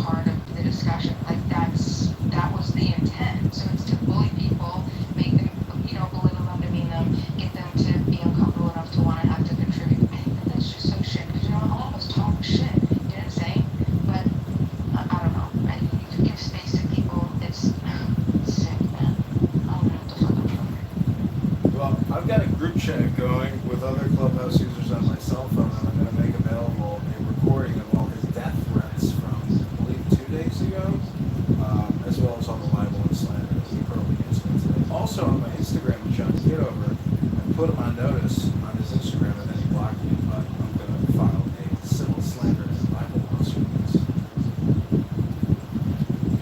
Are you really going to do that, John?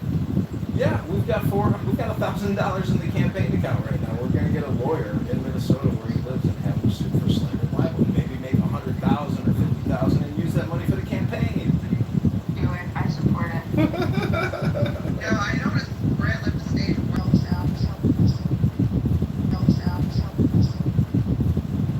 I can't say hi to Connie. Hi, Connie.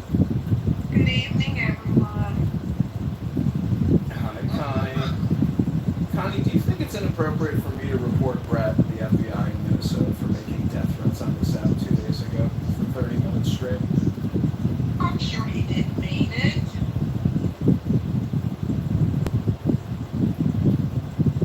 You don't want the folk know they're bloodthirsty to get involved in that. You know, and the FBI, they're in Washington right now. Oh no, they're in field offices all around the country. And, you know, people who come on social audio chat apps and make death threats are probably on their priority list. I don't think he meant it. I don't think he meant it at all. You think he's just having a stressful day, so he comes on here to make death threats to relieve all the tension and strain in his life by making homicidal ideation statements for 30 minutes straight? Wow, what a classy guy. What a great guy. What an American patriot hero. Bonnie, how would you agree with me? Have to like show up at your front door with a pistol and shoot? Oh, no, that's why the treated clear, so we don't have anything recorded. That's why I usually do that. I mean, John, who's on Brad Sticks? No, shut down the story. What were you saying, Miss? yeah, I think, for some reason, I think maybe one more time, he'll know that you don't like that, and then maybe he won't do it again, and he'll stop. That'll never happen. Like, it'll never, ever happen. Well, then did you flag him? Did you flag a speaker in the app? That's your backup witness, and they have to give your word against it.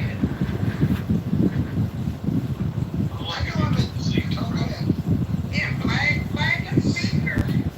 They have this thing where you can flag them after they leave, before you leave. Flag the speaker, and then that'll be your word. Then it will no longer be your word. But I kind of believe he. Connie, are you aware that John records every room that he's ever been in, ever? Yeah, and respectfully, John Kitover's probably recorded more than anyone on this app. He's still here. He posed as a beautiful model PTR for a long time, and he's hung out for hours and hours in the room by himself. Yeah, John's been around for a long time.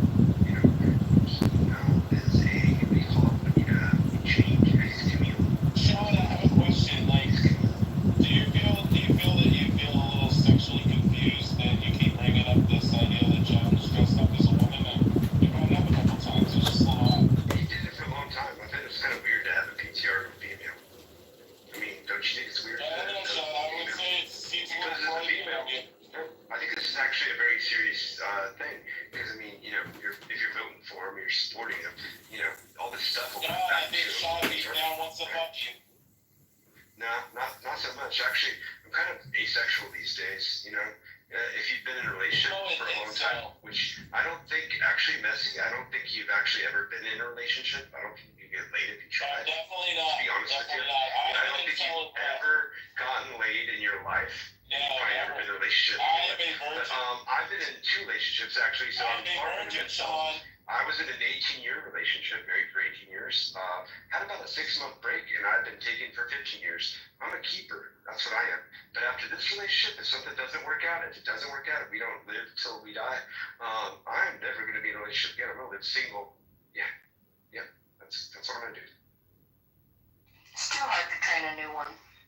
I mean, I'm turning 48 at the end of the month, so, you know, I've been through it. I've worked at a strip club for 13 years. I've seen more shit than most of you will see in 10 years. or actually your entire lifetime, I should say. Yeah. Happy early birthday, Sean. Oh, thank you, I appreciate you. And messy, keep it messy. Keep it messy. Thank you, it's the best. Stop thinking about men in dresses, Sean.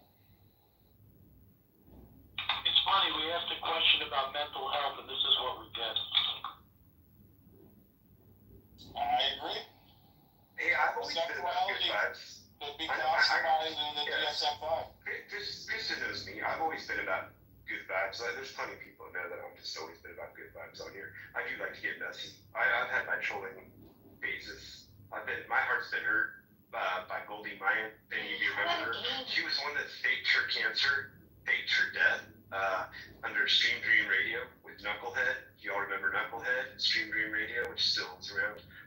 Yeah, and y'all remember the Goldie Mayan incident where she was faking her cancer or death and she collected thousands of dollars. Speaking of trolls, John, possibly, I'm not saying you're a troll. I totally get it when you got drag on me for you might remember the history. If you've been on this app long enough, most of us have been on this app for a very long time. We're OGs on this app. Most of the people on the stage are OGs. Been here, we've been through it, and I'm just saying, been through it. I've learned from it, and I'm a stronger person from it. Thank you.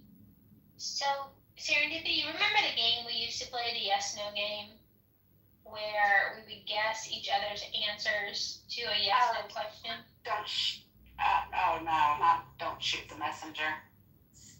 No, we'll never play that game again. Monica will never play that game. It sounds fun, though, Monica. Don't shoot the messenger, it's fun. She be like, with a good shit bracket. The Nine.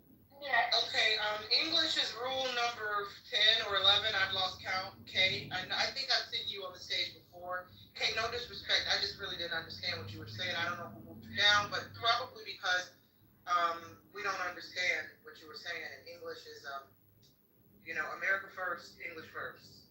Yeah, America is full, sorry. America's not one of the rules. That's just Nye's rule. America first, English first. No disrespect, sir. MD has a great question in the chat if we're ready to switch the poll. Okay, let's see. What it?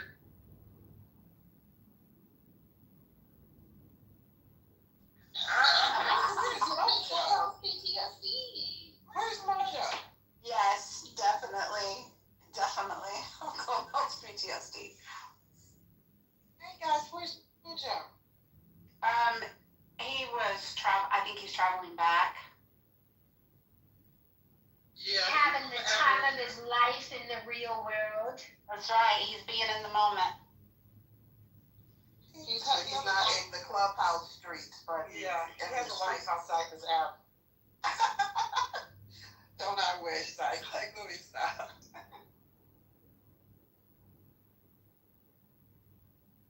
Monica, are you making the PTSD poll? If you don't say anything, I'll just assume yes. No, I'm not. I mean, we can. I just didn't. Give the people their poll. I have PTSD after yesterday's room, and I have PTSD because I'm not going to name the person, but somebody who frequents this house, who is often a moderator, nobody knows who he is right now, who's called me a bitch twice for no apparent reason, and as far as I know, we have no beef. And I refuse to address it off the back end and hit this person up like, why do you keep calling me a bitch? Like, what the fuck is going on? I'm just going to leave it alone, but if it happens another time, then I will bring it up. And it's happened twice in this house, on this stage. Wait, but what? if it happens a third time, I will bring it up. So I kind of This is third. Well, you have to share now. I'm not a popcorn, damn it. I'm going to have to go buy food now. I'll never say this person's name because you want to know something. I really, really, really like this individual. I think this individual is hilarious, very intelligent, articulate, just a brilliant mind. I have a lot of respect for this person, despite this seemingly 360 that I said he should. As long as you didn't say 69. So, but I'm not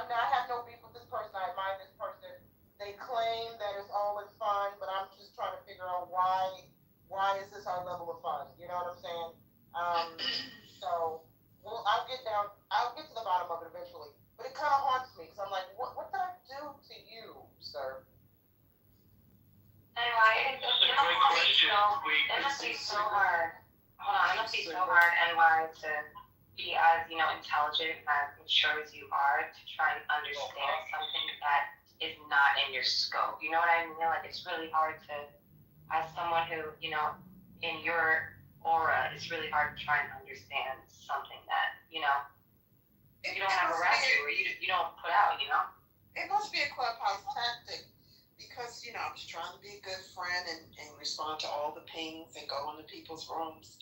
And I left so disheartened, like, I can't believe they're going to settle for that. No. I can't believe it.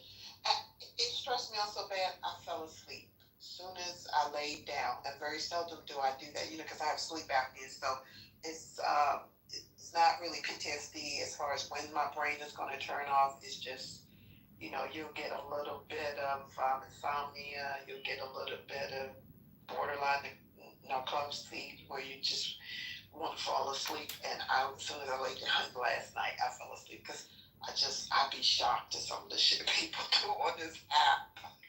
So wait a minute, Clubhouse has been healing for you? You have sleep apnea, and when you come into the messy rooms, it helps you sleep? Maybe this is a cure. No, but I felt bad about it, though. I Heroin also makes you late. Almost got to work late.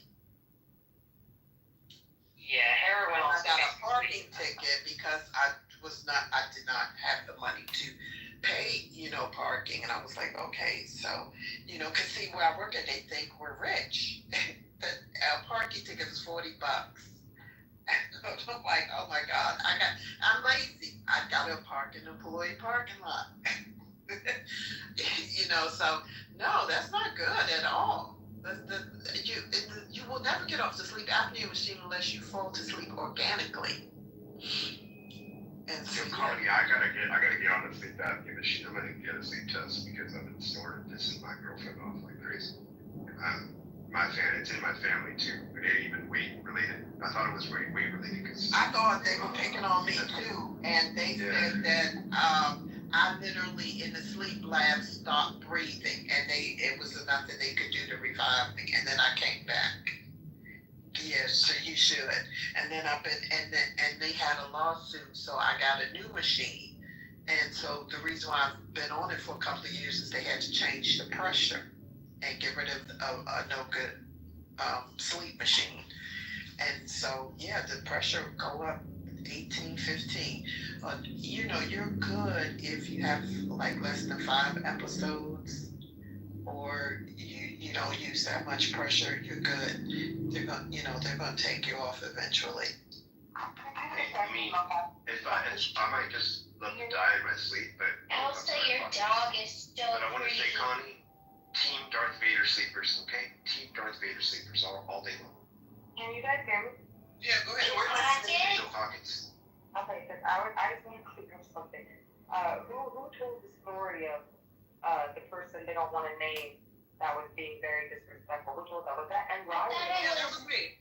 Yeah, probably told me. Because Connie started talking, and then I got confused. I was like, I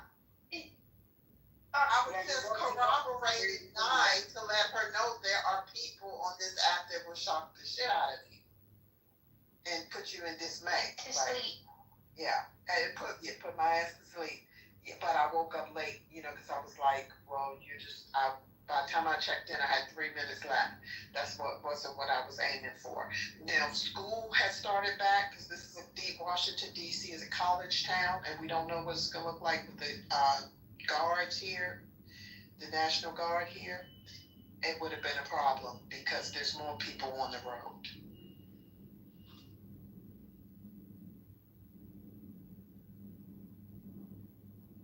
Connie, do you feel safer or less safe with the National Guard there?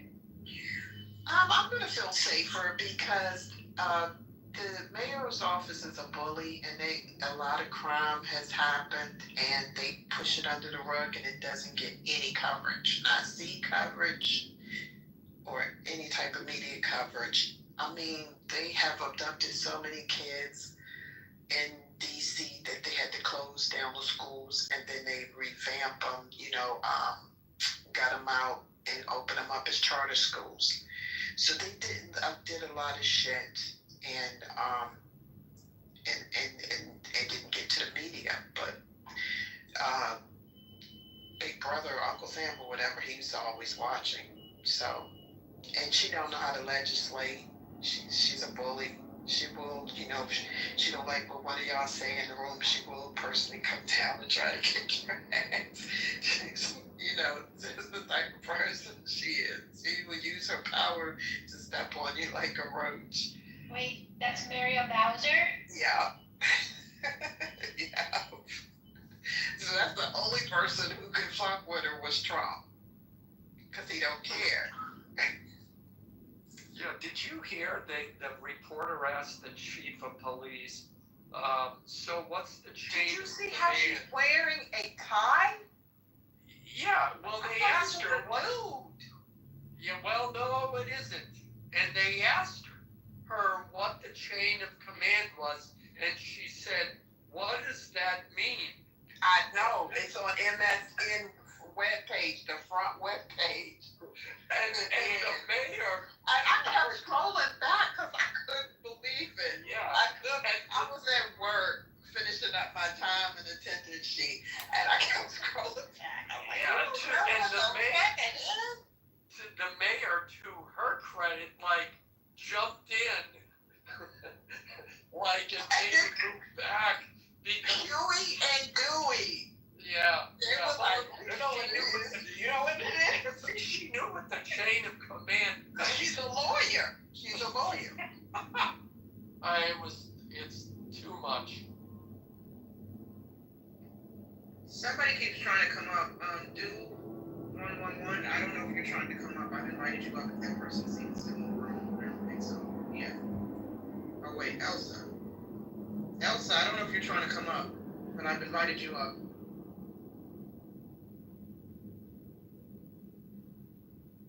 So, hey, yesterday, Roger was talking about, what does it take to trigger people?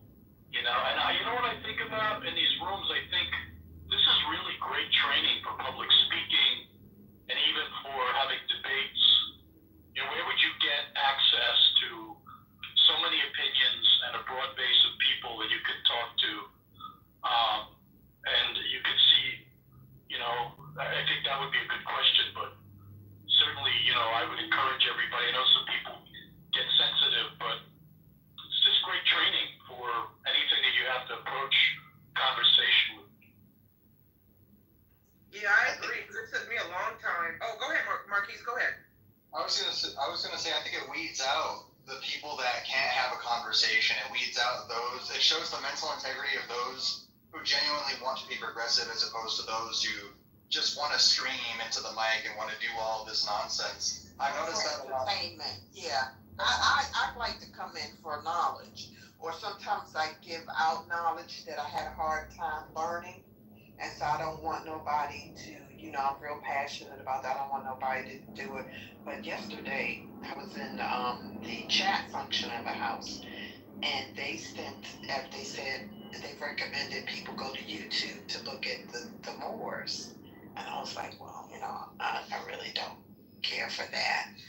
But I said, so they were talking about indigenous children had been brainwashed. So it was clickbait because they never said anything about anybody's children. But they were very passive. They were very passive. They'd just say anything. If you made a comment about something, say, oh, that's already been taken care of. Like that. And that's what really put me to sleep last night, because I was like, oh my God, I can't believe it. But there's a silver lining to it. They did notice that some of the people on the app are already brainwashed. They're in a trance where they just think one way. And so they, and they sound like psychiatrists. They were asking them questions and stuff. And so so sometimes on Clubhouse good things come out of rooms sometimes, but that particular YouTube live stream was like a double-edged sword. I yield my mic. Welcome, Timeout, back to the stage. I didn't like you in the audience, but I understand. Sometimes you just got to take a break from the stage, especially with certain people on the stage. Okay. I want to, Dr. Mitch said triggers. Yeah.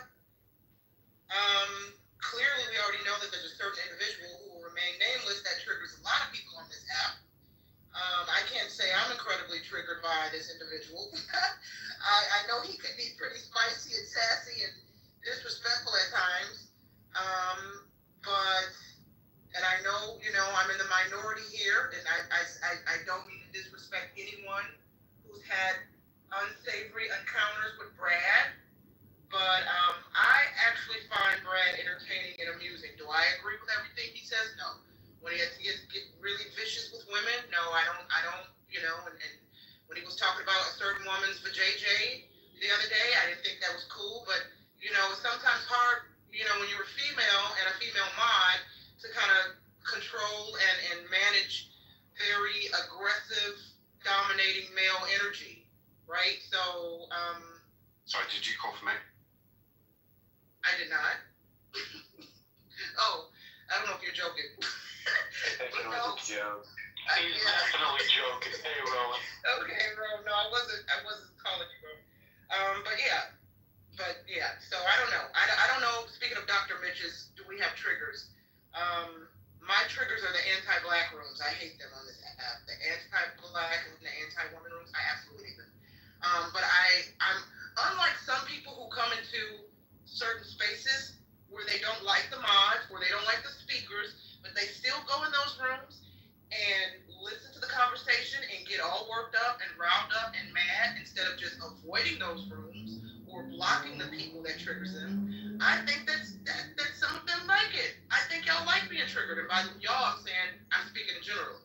But I don't like the ones where they're divisive, because I'm pretty good if you ping me about coming right then and there, like that. Even when I fell asleep last night, the first thing I did when I got up was coming to you all's early morning vibration room, like that, because I was like, I remembered when I woke up that I didn't make it right after the last thing. But so I don't like it, when you have people that are divisive and they just come in your room just to garner people, like that. So that's the thing that I like. But I was in a room where a lady was doing a dissertation, and they were fake cosplaying as what Western British West Indian people, and they were actually Londoners that had made the move from the Caribbean over to London. And one of the last things they said before they silenced my mic, I guess because everybody was talking, she said, "Don't go in any more black rooms." And I'm sitting here like, why would you say that? Protect your mental health, because some of these ninjas on the app are wild style. Girl, you gotta protect your mental health and not go into some of these black. And I was thinking that, but I was sitting there, but you can't give up on black people. No, but honey, 95% but then you can't of black take folks. the shit off of people either. Wait, hold on. Go ahead, Yeah. come on. 95% of black folks on this app are ghetto. There's not a whole bunch of educated people up on this app. It doesn't mean they're not intelligent. It just means they have a way of communicating, right? Some of them are intelligent, but for the most part, they communicate through anger and ego and things like this. So a lot of the ones that were here before that, they're back to work. They're back to their lives. But I've noticed that it's the most ghetto community out of anybody on this app. You ain't lying, and y'all know, well, those who know me, I love my people, but on this app, it's a first class ratchets. So Connie, whoever gave you that advice, they don't even use profile pictures. It's totally political. It's definitely ratchet, and I'm one of the most ratchet. So there you go. But, we know. David Duchovny's a friend. We gotta handle Times Square very delicately, because Times Square can get a little, can just deviate the conversation. Times Square, you're one of the characters that I have grown fond of on this app, but just Tread lightly, sir, please. Okay. Absolutely, Diaz. Of course, we'll do it as such. You know, maybe put on a British accent to make it more smooth for you. I appreciate that. Are you familiar with Doctor Who, since you're putting on a British accent? It sounds familiar. Is it a movie show? Okay, you know what? I'm insulted. It sounds familiar. I'm done with you. Next. I'm just kidding. I'm a Doctor Who fanatic, so if I'm just kidding. Oh, before my mentor died, he said he could get a autograph for my son, and Doctor Who is Scottish too. But if I'm not sure, I think he was going to go through Michael Jackson's executor, McLean, to the little Scottish connection, to get it for him. I don't know.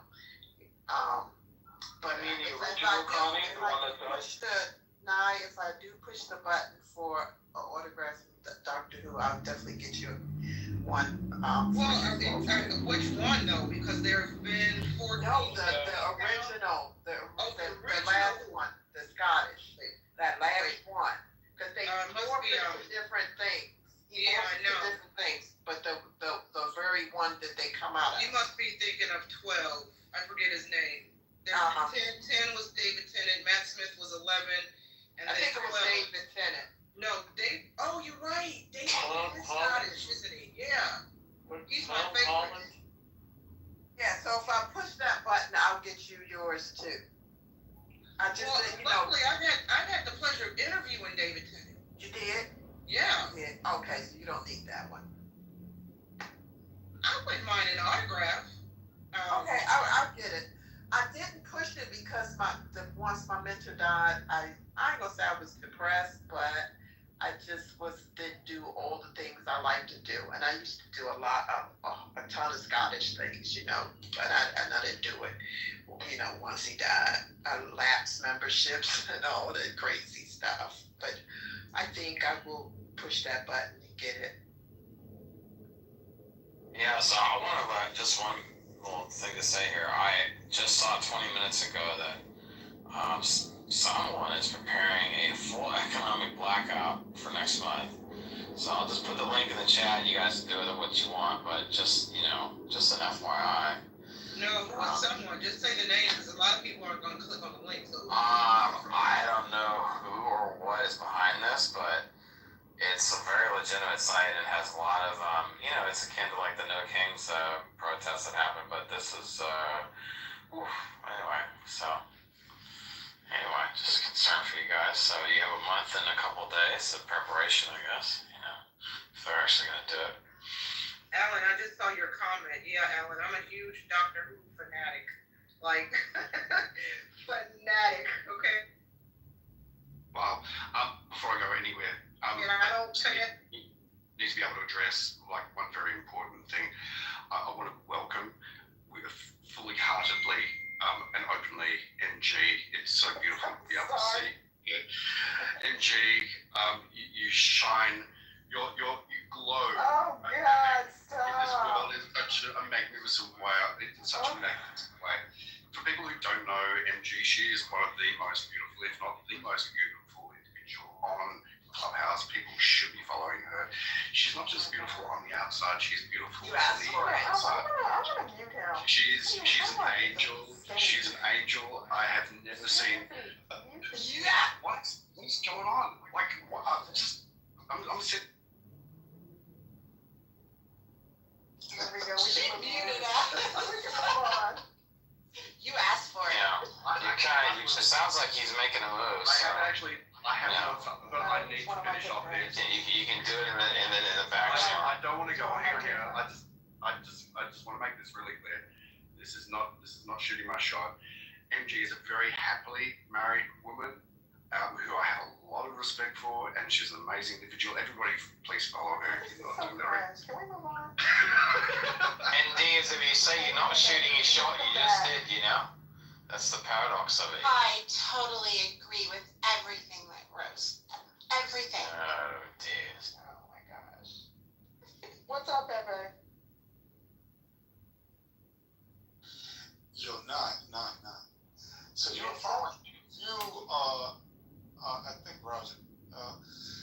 following when I was talking about the kids, right? When I was Yes.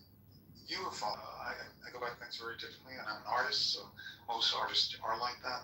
So I'm far removed from normal, normal people, 9 to 5, these kind of things. So I wasn't sure if it landed, but it did land with you. But you've dealt with a lot of artists, so that's probably why. Where I think Beth, she couldn't quite get it. No, you're talking about the education room, right? Yeah, exactly. 100%. I got exactly what you were saying. I understood, but I also think that sometimes, Tamar, when you're when I say you're, I'm speaking in general, I think spiritual people, and not to say the folks in that room were not spiritual, right? I just think when you kind of approach, when your outlook on life centers on the spiritual and kind of elevating the mind, body, and soul at the same time, and how education can be used to enhance all that, while at the same time being destructive as well, because education can be used to enhance the spirit or destroy the spirit. If you don't understand that, this is just my interpretation. If you don't understand that, then what you were saying in that space would not make sense to people who don't understand that. Right. Well, what I was alluding to was Dr. Joe Dispenza's work, which is, it's science, it's data. However, there is meditation involved. There is breaking down brainwave patterns and how that transfers to everyday life and behavior. And I was talking about the school system.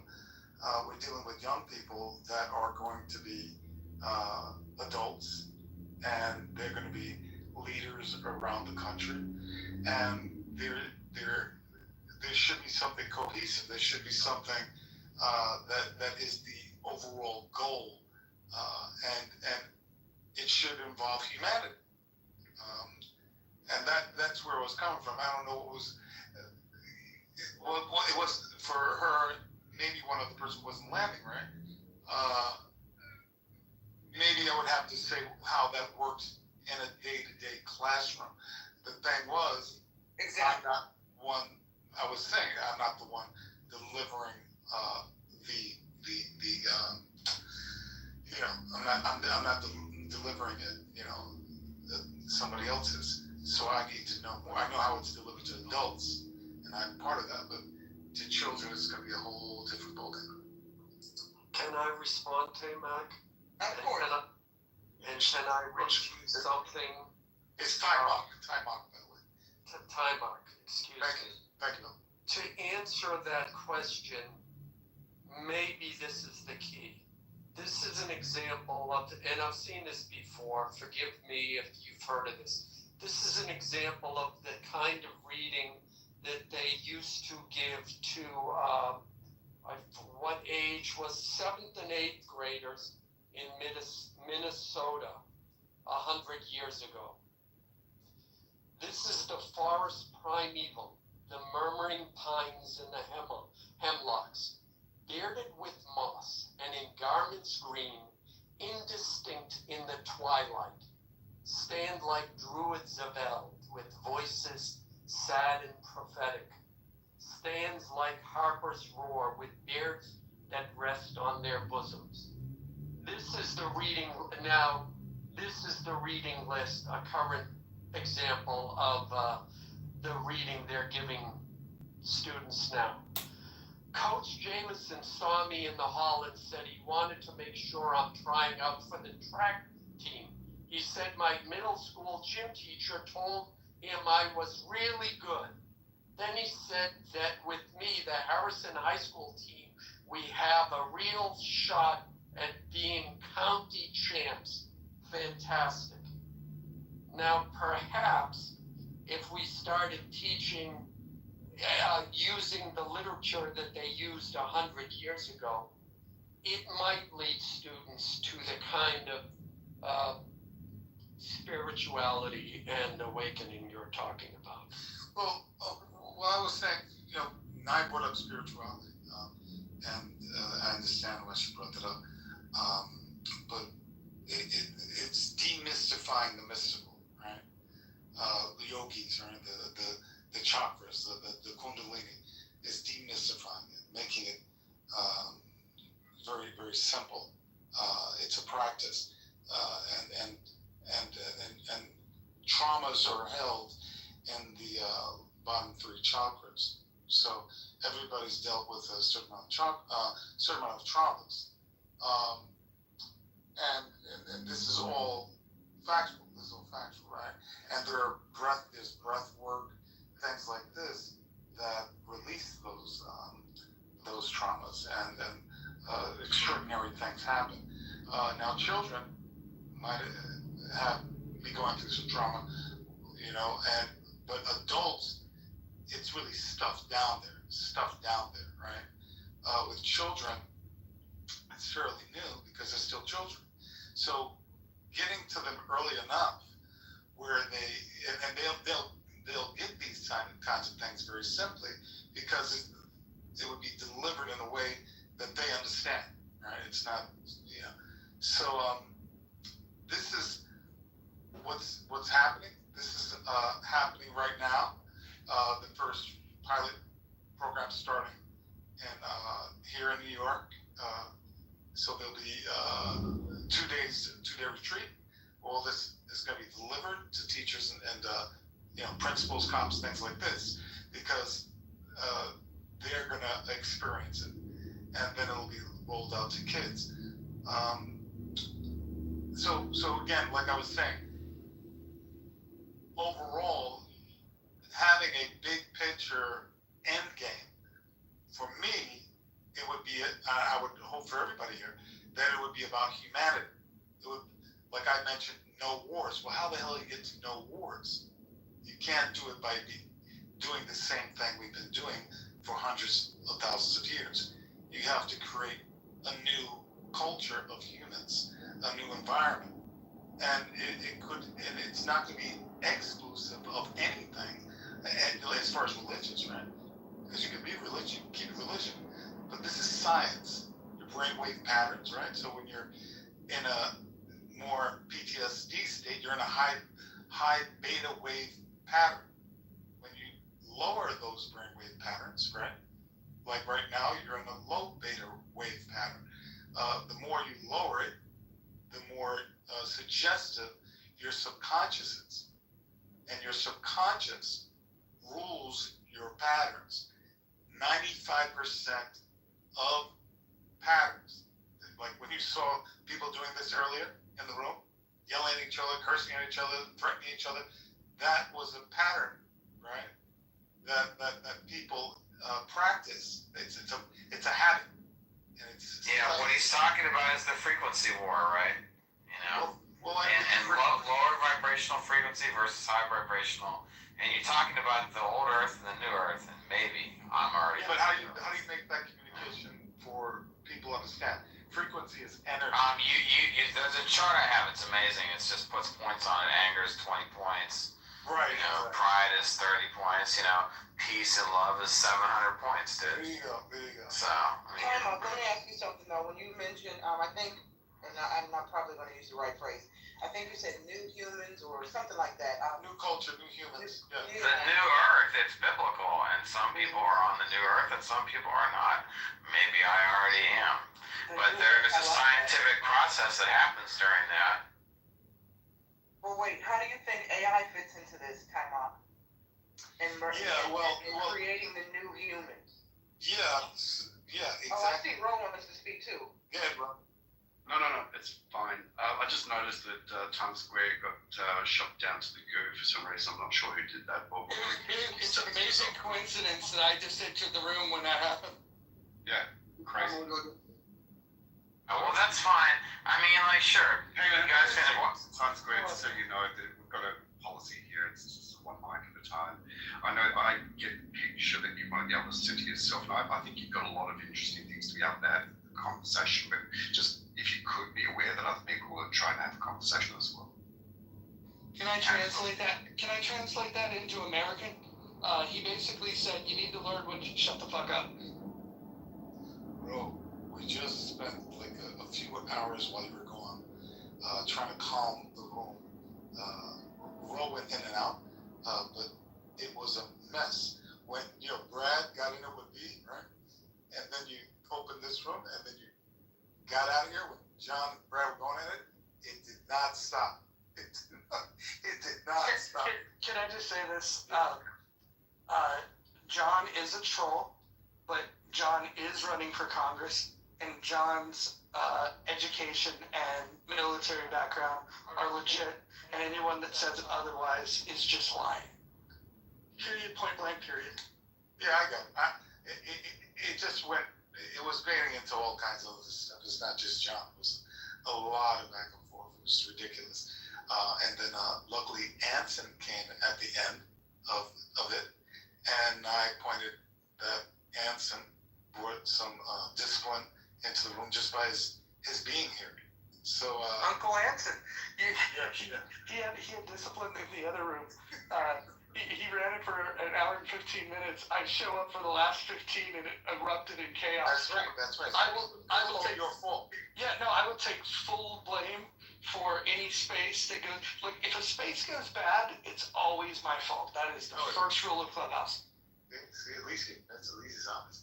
So I was teasing John a little bit too. I was teasing him, but I'm still and I agree. I think John is running. But there's a lot more than that, I think, going on. Don't you, John? Nye, don't you think there's a little bit more going on? Oh, absolutely. That's why I'm fascinated by John's journey. I hope that I can witness every bit of this journey until the great reveal, because I'm convinced that the reveal is going to be epic. And I could be way off in my assessment about John and his popularity. Hold on, let me tell you how it's gonna play out. I'll tell you, this is not hard to read. He is going to raise enough money to get the signatures to get on the ballot in the primary, and he will lose the primary, and then the election's over, and then he can tell the tale about how he tried to fight the system. That's how it's gonna play out. Like, anyone that thinks it's gonna play differently, good or bad, is fooling themselves. But I do think it's worth the journey, because what's going to come out of this is you're going to see the Republican Party spend a ton of money when they start looking at the FEC filing and they see that he's raising money. Because right now they think that he's just this paper candidate troll, which he kind of is, right? But at the end of the day, they are going to spend money to defeat him. And then what we get to see with our own eyes is the corruption of the Republican Party that tries to take him on. And so we're going to have a front row seat to corruption. It's going to be amazing. But Mojo, why don't you just all for fun? Why don't you go for all the big bang? Why don't John? Why aren't you going in there to be a congressman? You're saying, Mojo, that there's so much money going into this other guy that we get others that he would be going up against, right? That it's impossible. But he should go for it anyway, for real though, for real. Well, hold on. He is going to need a lot more than $500. Hold on. He's going to go for it for real. And what for real means is that there is no filing fee. What for real means is that he needs about a little less than 600 validated signatures, which in the state of Illinois might require 6,000 signatures. And so at the end of the day, you're going to watch all of the challenges. I'm going to predict that the Republican Party tries to sue him at least 3 times during this process. But what I'm hopeful for, and why I'm willing to put my neck out to offer whatever assistance I can, is to be the person that causes the GOP to overspend in this race, and then to be able to expose the corruption. Because the cool thing is, he gets to document all this stuff, and he's going to get to show the world just how corrupt the politics is in Illinois and the GOP. It's going to be amazing. Roger, in this room, right now, I'm not looking for this at all, but he hasn't courted me once, and I've got more followers in this room than anybody, right? And I got a film being released October 19th nationwide, right? He hasn't courted me at all. So how serious is it?